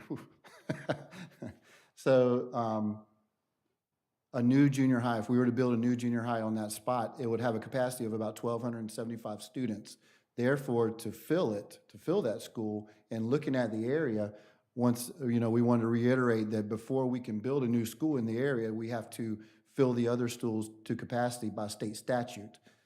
So we would need to increase the student junior high population in Fleming Island of about 1,653 students, which is 256%, to fill both schools and open a school at 80% capacity. I don't think we have the growth in that area based on the reservations that we're getting to warrant a new school in that area. What if we were to do a K-8 over there and fill it with elementary kids? Because I don't know the exact numbers at each of these schools around here, but we know Patterson is busting at the seams, and I know Swim and Penn probably not, but if we were to do a K-8, would we be able to fill it then? Well, we are coming up with a plan right now for the Patterson area for the next workshop. We have come up with plans for the board to look at based on to relieve Patterson, because if you recall, we have to zone Spring Park Elementary, and one of our plans is to try to get some relief for Patterson with zone in Spring Park. So hopefully you can look at all of the different scenarios that we came up with, and you can see that. At this time, I think Fleming Island Elementary is not bursting at the seams. I don't think it would warrant. I would have to do a full analysis for you, and I can definitely get back to you with a full analysis and let you know what the feasibility of a K-8 there would be. But right off the top of my head, I would say that that's not feasible at this time. Well, I would like to see that Yes, and ma'am. incorporate all the schools around there, Doctors Inlet, Swim and Penn, Thunderbolt. Yes, ma'am. Patterson, all of those. Absolutely.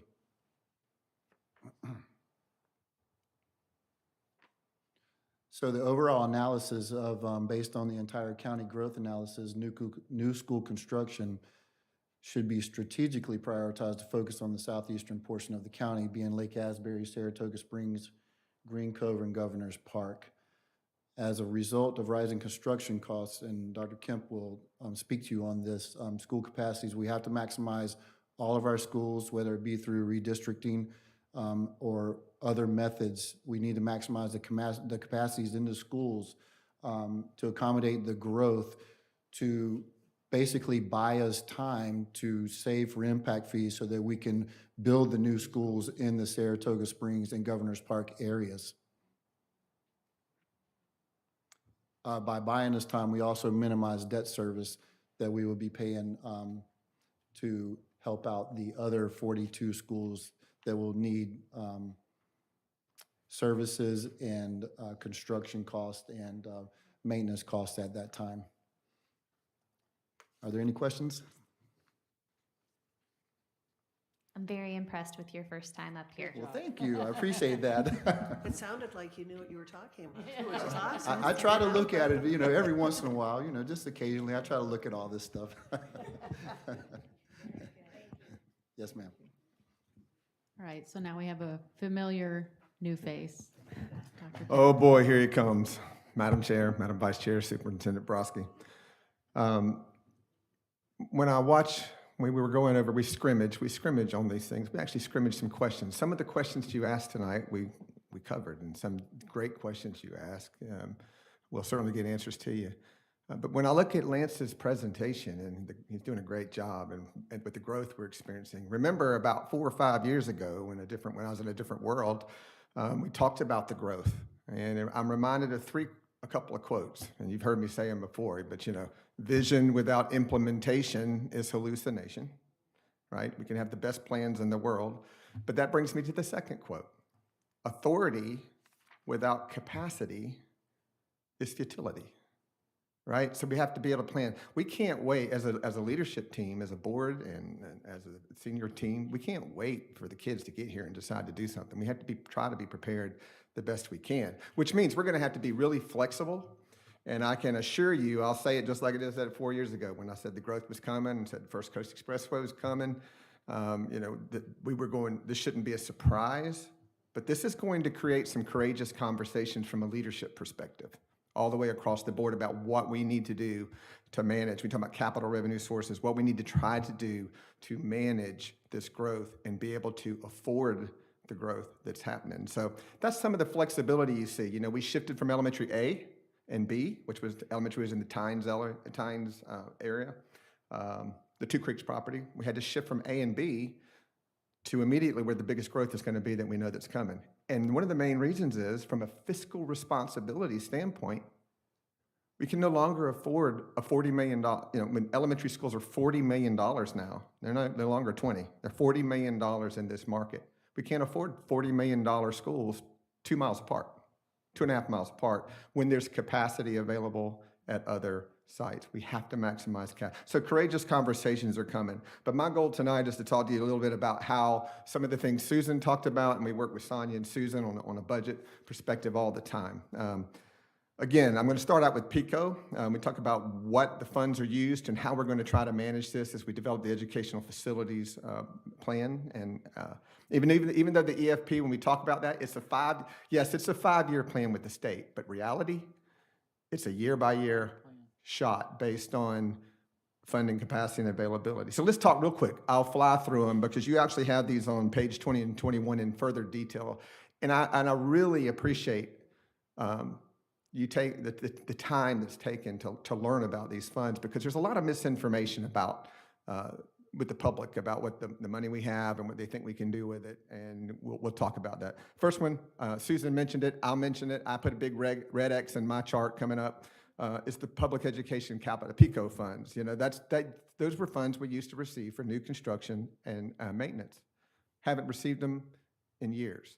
And so we no longer get PICO funds, and we still don't have PICO. I have public call me or email me and say, yeah, but you get PICO funds. No, we do not get PICO funds. No district receives the PICO funds anymore. So you'll see big red X's on that. Let's talk about the 1.5 mil, the local capital improvement fund. That big newspaper ad that you saw with all the projects, all those projects have a project number. Those projects have to be on that trim ad. If the project is not in the trim ad, then legally we are not allowed to spend local capital improvement funds on those projects. So when you see those long lists of projects for construction, renovation, maintenance, you see the bus purchase, you see all of our lease agreements, all those legal requirements. If it's not on that ad, we can't spend money on it without coming back to you in the public and amending the trim ad that we do. So we put an exhaustive list together on the local capital improvement fund. That is money that we control, that we can control through that advertisement, okay? So we don't get PICO. We do get the 1.5 mil, but it must be in the trim ad. The projects must be in the trim ad for everything that we predominantly do. Ms. Gilhousen, you mentioned educational impact fees. We do get impact fees. Impact fees, I kind of call it MC Hammer money, right? You can't touch, I mean, it's for new growth only. And I hear people say all the time, you get all these impact fees. You know, you get all this new growth, you're getting all this money. But we can only use those fees for new growth. And the fees that we collect are not enough to cover just new growth. So we have to combine multiple revenue sources. So when I say MC Hammer, if some of you are old enough, I mean, wise enough to know who MC Hammer was, they can't touch this. We can only use that for new growth. Capital outlay and debt service. That's money we receive from the state based on the number of instructional units that we had. It's based on classroom capacity and our property, our plant list, our property survey. That money is set aside for that purpose. Gas tax, you mentioned right-of-way. Who does the road? We do receive gas tax dollars, which we can only use to improve the property, improve the roadways along the property, adjacent to the property that we have. And so that helps a little bit. Not a big figure. You'll see it in just a second. Thankfully, the public supported with this discretionary, with the Ed First half-cent sales tax. Do you have a question? I do. I hate to interrupt you, but the gas tax, I know the state was talking about a hiatus on that, correct? Right. Does that affect us? It can. In any postponement of a tax collection can hurt us. As a matter of fact, I don't know, I was not here, but in my previous district, when the local county decided to do a moratorium to wait on tax collection, it impacts property. It impacts the collections that we receive at the end of the year from a financial perspective, because we're counting, when we build budgets, when Susan builds your budget for the year and we present the budget and you just adopted the tentative, it's based on projected revenue with anticipated taxes from a historical perspective. We know we received X, right? When local governments, and I know we were in a pandemic, but when local governments made the decision to suspend or extend tax deadlines, and it can impact your monthly revenue. But that'll be a statewide impact, correct? That's correct. Okay. And the figure's very small for us, so you'll see in just a second. Thankfully, the public supported it was Ed First. That's also, so gas tax is MC Hammer money, right? Can't touch, I mean, you can only use it for a specific purpose. Same with discretionary sales tax, Ed First. Education, facility, infrastructure, restricted sales tax. That half-cent sales tax is protected dollars. With our Citizens Oversight Committee, our Advisory Committee, you can only use it for those 4 areas in the referendum. So you can't take all this money and use it just for one project. It can be used for new growth, construction, reconstruction, for technology and safety and security projects. That's the promise we made to the community. That's the promise we're keeping with the community. I will say this is a little ad from Mike Kemp, but I can tell you that the sales tax is always supposed to be in addition to existing revenue sources, not in lieu of. So we count on all these revenue sources to try to make the projects fly 1 year at a time in our 5-year plan. Proportionate fair share mitigation, the prop share. You hear about this a lot. It shows up as revenue on the balance sheet, but actually what it is, it's a credit against future revenue. I mean, it's like a cash advance, right? A little cash advance. So we might show it now, but it's going to cost us later. So you'll see that in a minute. But just understanding what you can touch, what you can't touch, right? Our 1 mil ad valorem, I skipped that one for a reason. I want to come back to it. The safety and security, the 1 mil. There's been a lot of discussion about 1 mil, safety, security, a lot of media, a lot of coverage. Unfortunately, a lot of tragic events still happen in our nation, and we're still dealing with it regionally, locally. Everything's from Marjorie Stoneman on. I want to remind the board, and I want to remind the public about where we were in 2017, 2018, after post Marjorie Stoneman, and where we were as a district as far as readiness for safety and security. We had policies, procedures, we had evacuate, we had the things we were required to have by the state, but from a facilities perspective, I believe I sat in that chair or over here and I talked about how far behind. We were so far behind because of lack of funding in the past or limited funding of it. We were so far behind in what was needed to secure our schools, the perimeter of our schools, the hardening of our schools. Wi-Fi infrastructure. Believe it or not, in 2017, we had some schools that did not have Wi-Fi infrastructure. In 2017, we had schools that did not have cameras. We had, so we knew early on, and this board, the board that was sitting at the time, supported and the community supported, we knew early on we had a lot to do to put a dent in what has to be done for safety and security. Thankfully, the public supported immediately after Marjorie Stoneman, the public supported us with the one mil safety security. That allowed us to start putting a dent in it. But things I hear in the community is, oh, they're done. I mean, they did single point of entry, they're done. No, we put a dent. I mean, when you think about perimeter fencing for every school, we were able to secure some perimeters, but there's a lot of other perimeters that still have to be replaced.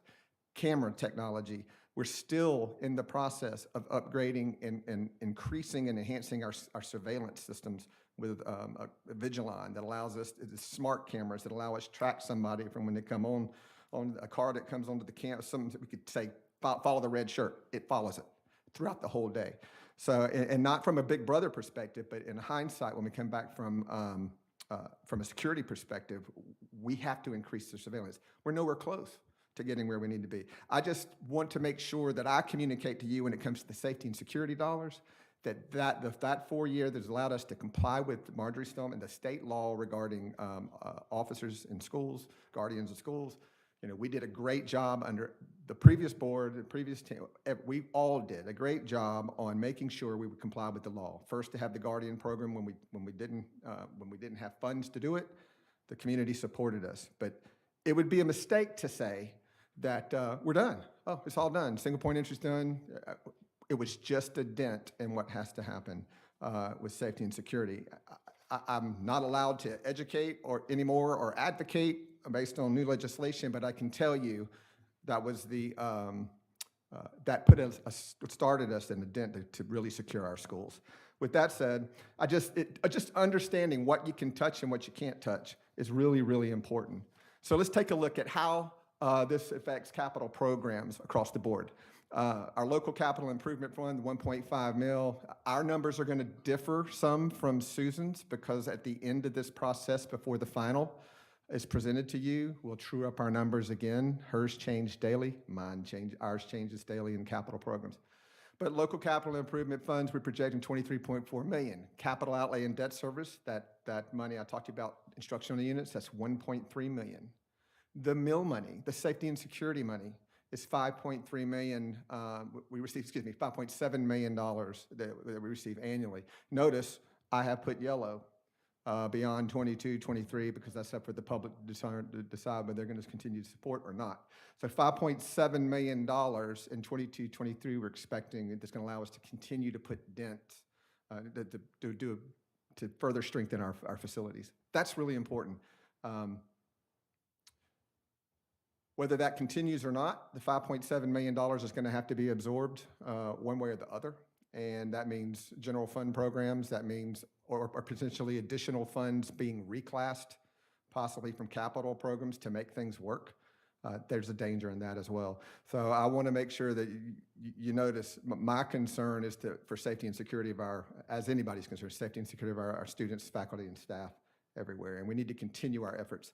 Gas tax. The big gas tax, $46,500 that we can use for improvement of roadways. Impact fees, conservatively, it's $9.7 million. I can tell you that we project $11 million, approximately $11 million. I think at the time, these numbers, we still had 2 months to collect. So 9.7 million is what we're conservatively building the budget on. The half-cent sales tax is 15.5 million. Even though hope is not a strategy, we hope, we expect that, and we hope that's going to continue to rise, along with property taxes over time with all the growth that Mr. Addison just reported. That's going to grow.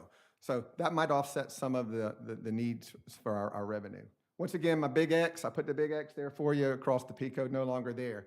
Fair share mitigation, $69,000 really quickly, and that's the prop share mitigation. That's the cash advance, so to speak.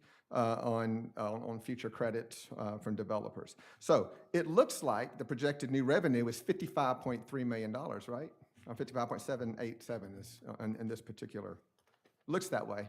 When you go to the next slide, we start out with that. And then we start taking away the expenditures, right? And what comes out of capital programs. Dr. Legutko kind of spoke to this as well. I'll briefly touch it.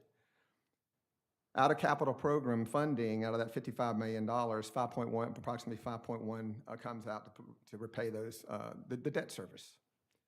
Debt service, another misinformation, another thing I've heard about the debt service in the community is I've heard people say, hey, we'll go get bonds, we'll get a cop, it's not free money.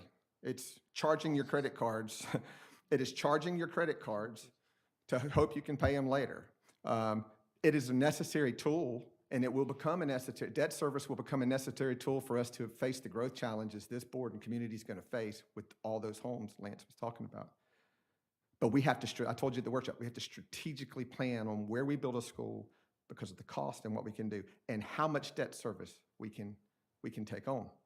A $40 million, let's say we bonded a $40 million school.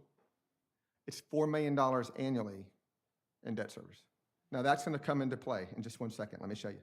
So $5.1 million currently approximately coming out of debt service. Other district-wide being transferred out of capital program funds, $300,000. Property and casualty insurance, of course, comes out of capital program funds. That's $1.4 million. Maintenance department expenses, salaries for maintenance that work on facilities is legally reclassable. That's $4 million. When it comes to legal reclass of capital programs, it is legal. Every district's having to do it to make their general funds work and make the fund balance work. When, Dr. Legutko showed you the transfers from capital program funds, the general fund would not be where it was if it wasn't for adjusting that. It is a necessary evil. My position on that, having served briefly in her role somewhere else, it is a necessary evil. We have to do those things, but there's an unintended consequence, right? The unintended consequence is that's less dollars available. Because something's legal doesn't mean it's always the right thing to do when we're facing the growth and challenges we need to do. Those are conversations we can have and scrimmages we can have moving forward, but that's a very, very big piece, reclassing salaries. The district-wide technology, that $1.7 million right there used to come from the BCC, the half cent, our portion, that little fraction of what we received from the county. That used to come annually and through previous agreements, that was a pass-through direct to technology. Now that funding comes directly out of the capital programs for the technology, $1.7 million. We picked that up. So when you're picking up the $1.7 million there, facility planning and construction, and we should. To me, technology is a part of the infrastructure, facility infrastructure. We should be picking that up. Facility planning and construction, salaries for PMs, we were allowed to reclass those. Those used to be paid for out of general as well as the maintenance. Those are now being paid for out of capital programs. And then, of course, anything we do with transportation. You're looking at the $3.3 million in transportation. All of our leases, all of the radios, all the communication things, that's the capital program expense. So we started out with what? That $7 million, and you take away $16.1 million. That leaves your capital programs with about $39 million to operate for the year. With all our revenue sources. So once we look at the new revenue and once we look at the expenditures that we know we're going to have, we put our EFP in place. You have it. There's a lot of input. Mrs. Ellis said it. Our team meets with Clayton Anderson's maintenance team and the supervisors. We meet with all the critical leads, the HVAC, electrical, roofing. We sit down with them first and look at the mechanical needs of each school. Principals also provide input through the principal needs list and wish list. And I wish we had the money. I wish we had the money to make some of those wishes come true. We do the best we can based on the needs. Principals are very good though, because they know they're very good at not asking for things that they know when they have so many needs. Their needs are the same as our needs when it comes to maintenance and mechanical facilities. Funding availability is critical. That's what drives the EFP process. I have provided to you, and you've had them attached, in the tentative EFP, you have a lot of projects school by school. And again, it's a 5-year plan, but it's 1 year at a time.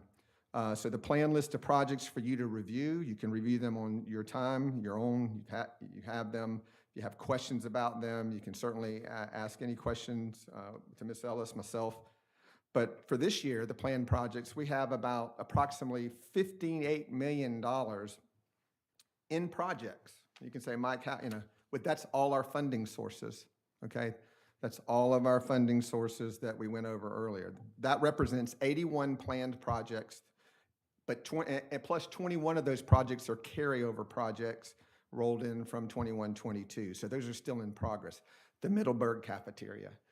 Every intent, we wanted to do the Middleburg Cafeteria this summer. We were notified early on, you could not get the steel, you could not get the supplies and equipment. We knew the timeline wouldn't work. Can't shut a cafeteria down during the school year, knowing that the disruption that causes, especially in Middleburg High School.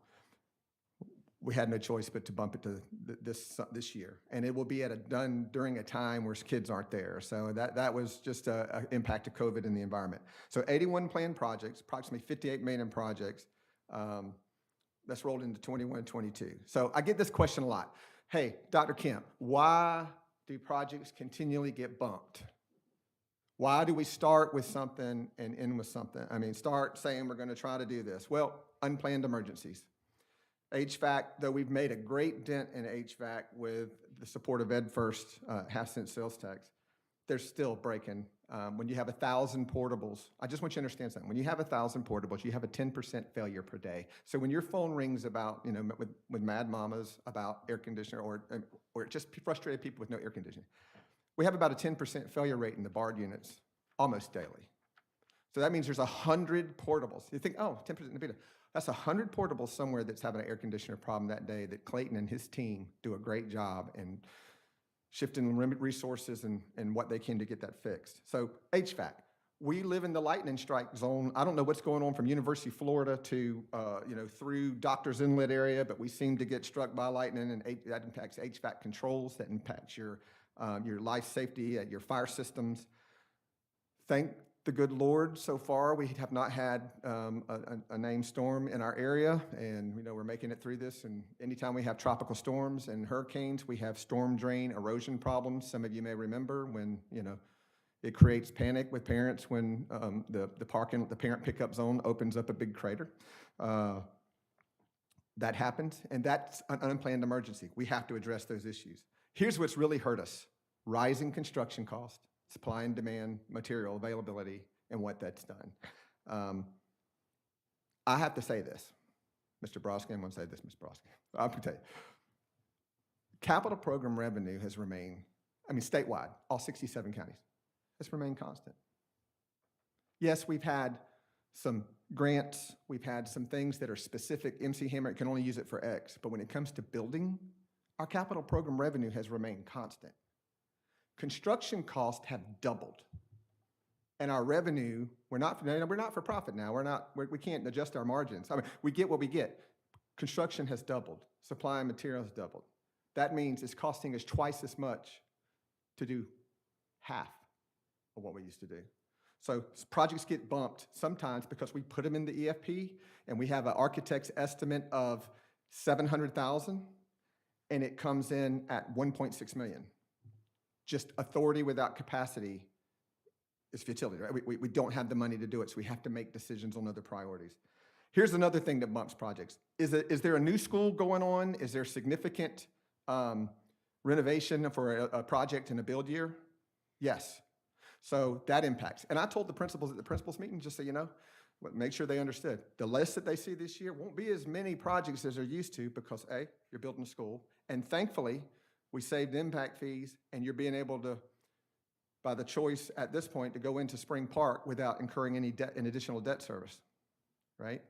So we're able to do that, but we're building that new school. We have a significant Keystone renovation project, which I'll talk about in a second. So, but just between the build, or just between the Keystone renovation project, if you take that $39 million that we had left, 55 minus 16 expenses, you have $39 million left. 20 of it is going to a significant renovation project for this year. That's 51%. It's going to one project. The remainder goes back to work to support the others. So funding capacity, that's why projects get bumped. Very quickly, you have this, but I wanted to let you know what was accomplished with the EFP last year. So when you guys took a look at the track and we look at what we've done, I hear all the time, why are they spending money on athletics? Let me tell you something. It's not about athletics. Athletics are extremely important. Academics, arts, athletics. A lot of the improvements that we're doing is to the physical education program as well. Physical education is a big part of our curriculum. The court replacements, the court resurfacing, the things we're doing to improve safety and security of old facilities for outside. That impacts physical education and safety security of kids. So yeah, it might show up as track improvement, it might show up as a basketball court surface replacement or a playing field resurface, but that is about our physical education program just as much as it is about athletics. So with that said, you can see the majority of it, a single point entry, 2021, 22, security fencing. You can see the schools that we put dents in with some security fencing, still a lot to do. 17 HVAC repair replacements, which is huge for us to be able to correct those problems.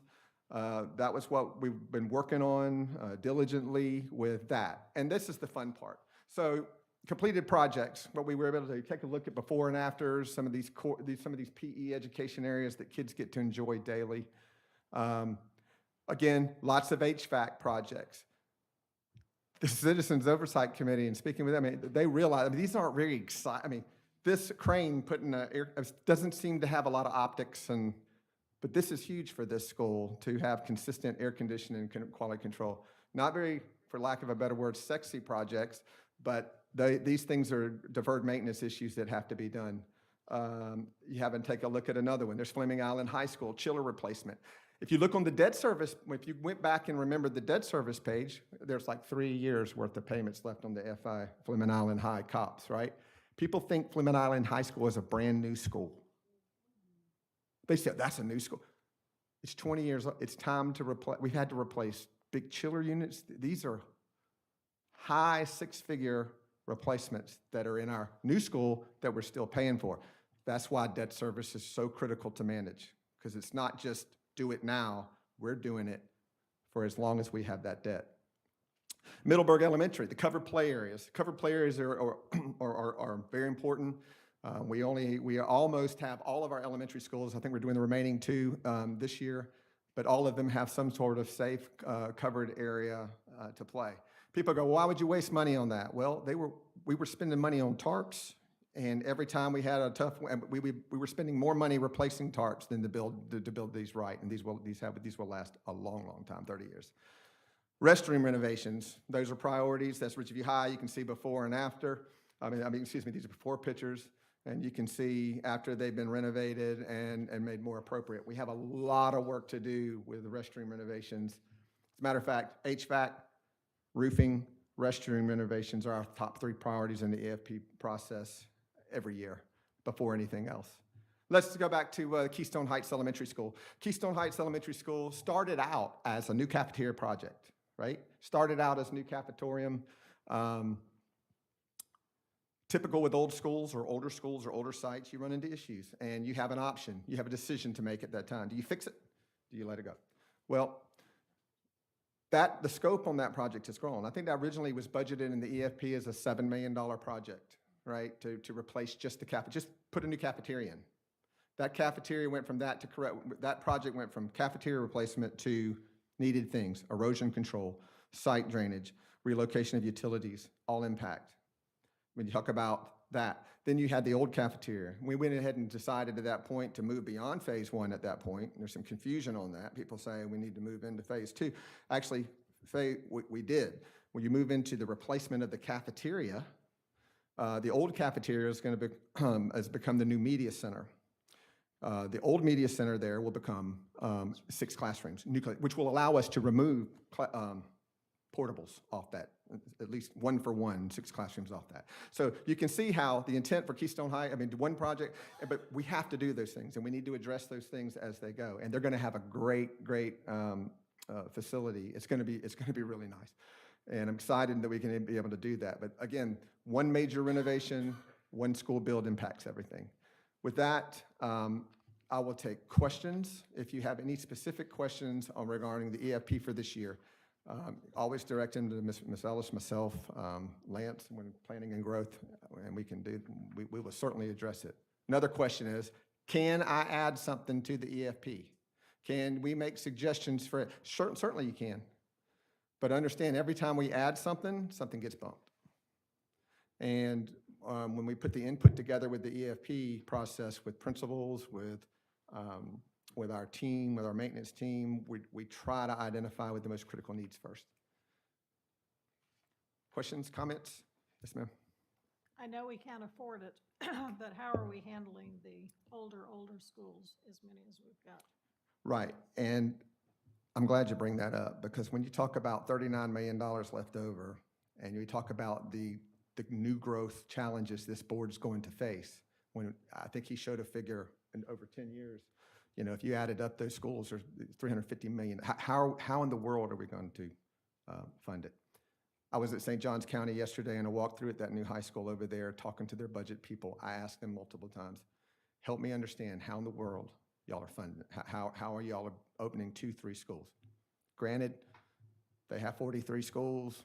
They have twice the budget we have. Property tax is different, a lot of waterfront. They have a lot of different variables, but they're struggling.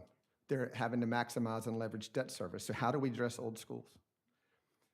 My concern about, the reason I'm recommending to the superintendent and Ms. Ellis that we punt on elementary A and B right now, that $40 million in elementary school, we kind of just abandon that and go to where the big growth is. It's because of management of debt service. If we have 16.1 in expenditures right now, and if you look at 10% of the cost of a school being your debt service payment, the high school alone that we might have to build in, we're going to have to build in Saratoga Springs is going to be probably pushing $110, $120 million. That would be, let's just say it's 120 by then. That's a $12 million debt service payment for that school alone. We have to build a K-8. That's going to be $60 million minimum. So you're looking at you got $20 million, $18 million in debt service for 2 schools. Now, we only get 39, I mean, unless something really happens with our property taxes and it goes way up and, you know, we have something happens, the majority of our money will be going to support the growth, and we'll be in the same position we were before, not being able to support the older schools. So that's why when we went out for Ed First, that was always the intent was in addition to existing revenue sources. So if we lose a revenue source, let's say the community ends up not supporting the mill. That's $5.7 million on the op side that's going to have to be absorbed. It's actually more than that, but we're going to have to absorb that somewhere. So there's an unintended consequences to the growth. The pain point is from a leadership, how is this superintendent, how is this board, how are we going to fund it? What's the funding strategy going to be? How are we going to minimize our debt service? Because the more we pay in the credit card payments, the more we pay in the debt, it's not free money, the less we have available to support the oldest schools. We just had a facility condition assessment done.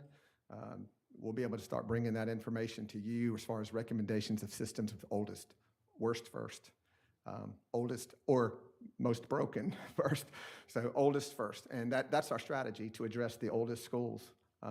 And again, HVAC, roofing issues, restroom issues will take priority over any other the cool things and believe me, the cool things are fun. I would love to be able to do. Mr. Broski calls, I'm like, hey, can we do this? Can we do that? And I said, I would love to do that. What do you want to cut?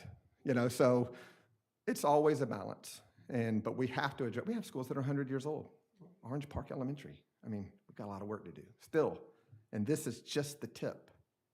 So we balance this every year and adjust it based on what happens this year and what we can do to best support with limited dollars. So number 1 on our legislative priorities, I'm just going to go ahead and say it now, PICO. Did we put that on our legislative priorities last year? I don't remember. Not last year, but I know it's been in previous years, definitely in 2020 because they cut it in 2019, if I'm not mistaken. So And even the 1.5 mil used to be 2 mil. That was cut in 2008. well, one of the reasons, my understanding is one of the reasons we started losing PICO was because local boards had taxing authority to leverage millage rate authorities, and some schools didn't. So with that said, I mean, we started losing that funding. But you're right, legislative priorities. Again, the single biggest impact of COVID and the pandemic has been cost of construction material supply. And there hasn't been, other than PPE, masks, static sprayers, protection of PPE, safety, there hasn't been one increase in capital program revenue for a result of the pandemic. It's great that we got, goodness gracious, ESSER 1, ESSER 2, ESSER 3. Thankful for that. Thankful to be able to do those things. But all 67 districts should band together and have a legislative priority to say construction cost has doubled and the revenue had remained the same. It's just not doable. And then they want to talk about maintaining cost per student station requirements. And in this market, it's very, very, very difficult to maintain cost per student station and us produce a product that you would be proud of.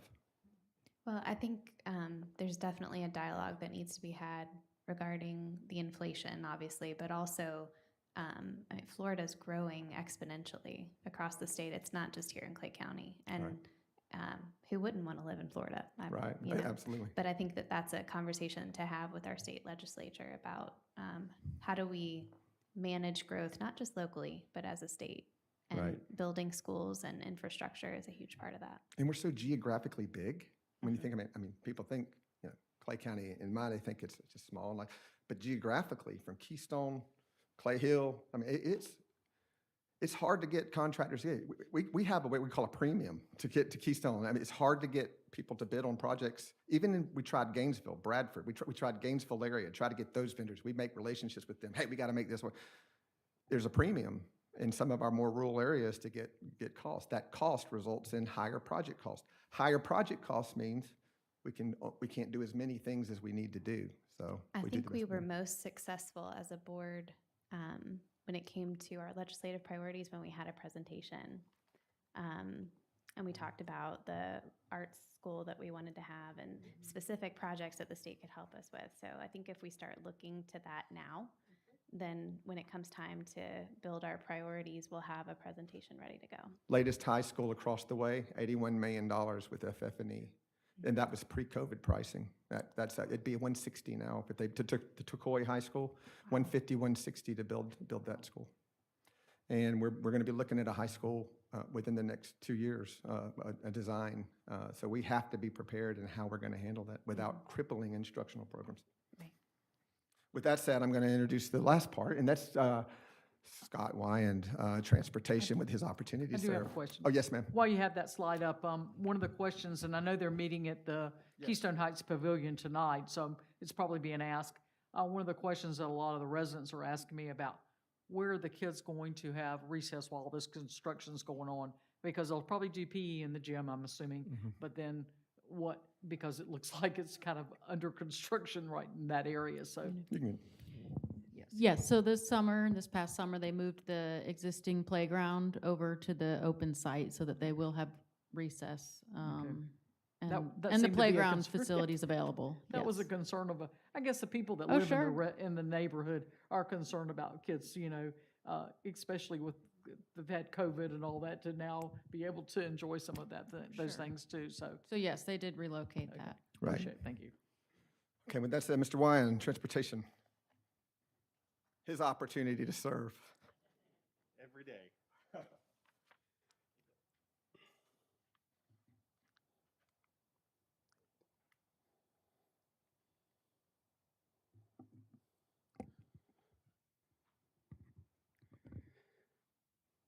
All right, well, anyway, Madam Chairperson, School Board, Mr. Broski, it's a pleasure to be here for my first time speaking with you, so thank you for that opportunity. And anyway, so tonight I will be speaking to you primarily about our transportation equipment plan.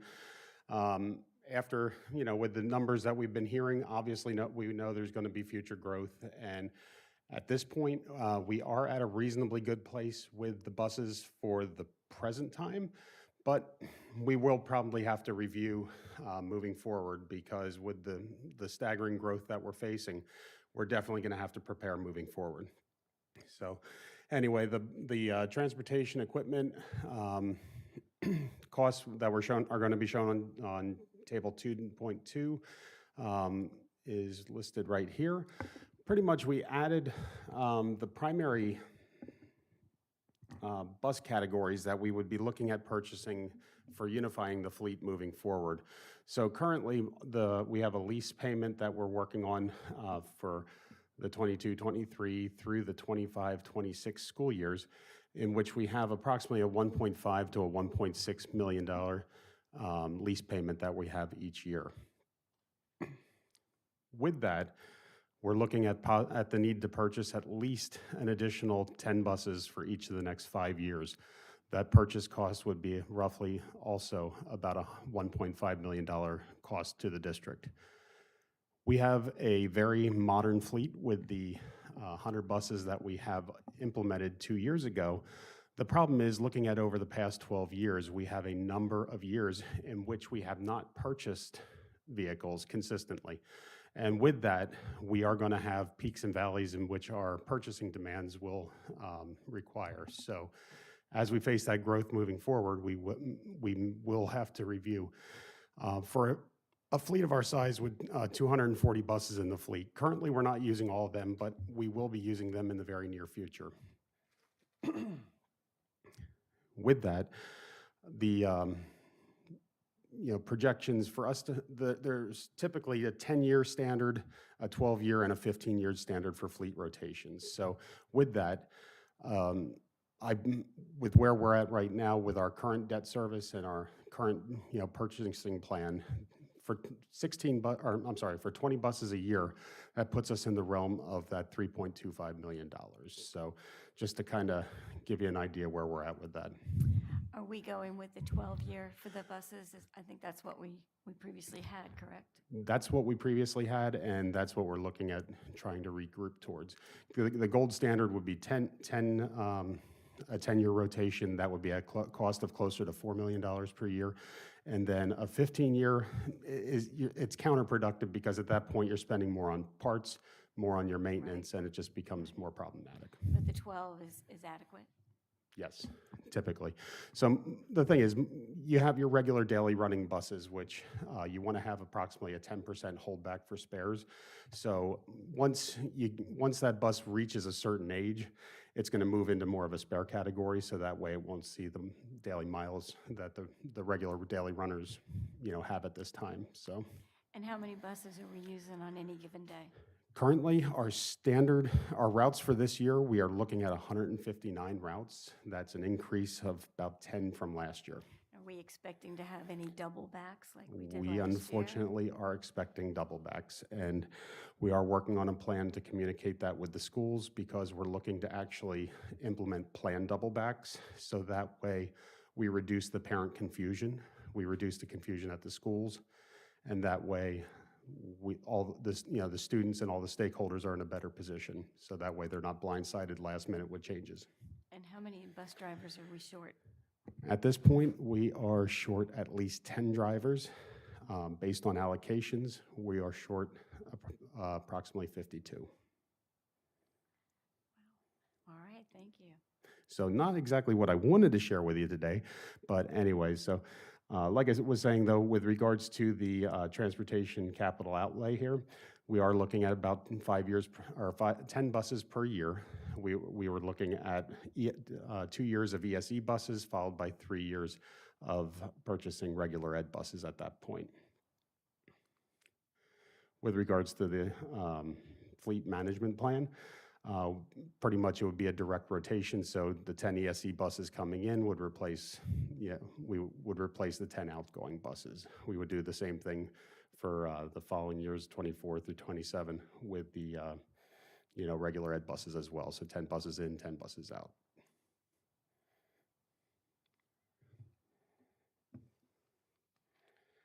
So that's the end of my formal slides. But anyway, I just wanted to thank Ms. Ellis, the operations team. They've been fabulous in supporting my efforts since I took over in November in the role as interim director. And it's been quite the experience, and there's been a lot of learning that we've been doing, and we put together a great leadership team. I am very optimistic about our future. We currently do have 8 drivers that are in training right now. We are looking to have about 3 of them up and running before school starts. But beyond that, we have 12 drivers that are in the HR queue that are gearing up, getting ready to start their training. We have expanded our training capabilities, and I truly believe we are going to be in a better place moving forward. And we were there, several of us were there on Saturday on the event, and it was very nice, and the drivers were very gracious and courteous, and you know, you were excited about their jobs, and so I feel real confident about our transportation department. Thank you. Well, thank you. And I want to just say thank everyone for that came out to that event. It was a great event. I love those activities because I love to be able to share our school buses with our communities. So All those little children just love They getting in the love that. driver's seat. it is a including good us. time. We were little kids We too. were in the driver's seat. Well, thank you all. If you ever have any questions, please reach out anytime. Thank you. Thank you. I'm sorry, my screen timed out, so instead of signing in, I'm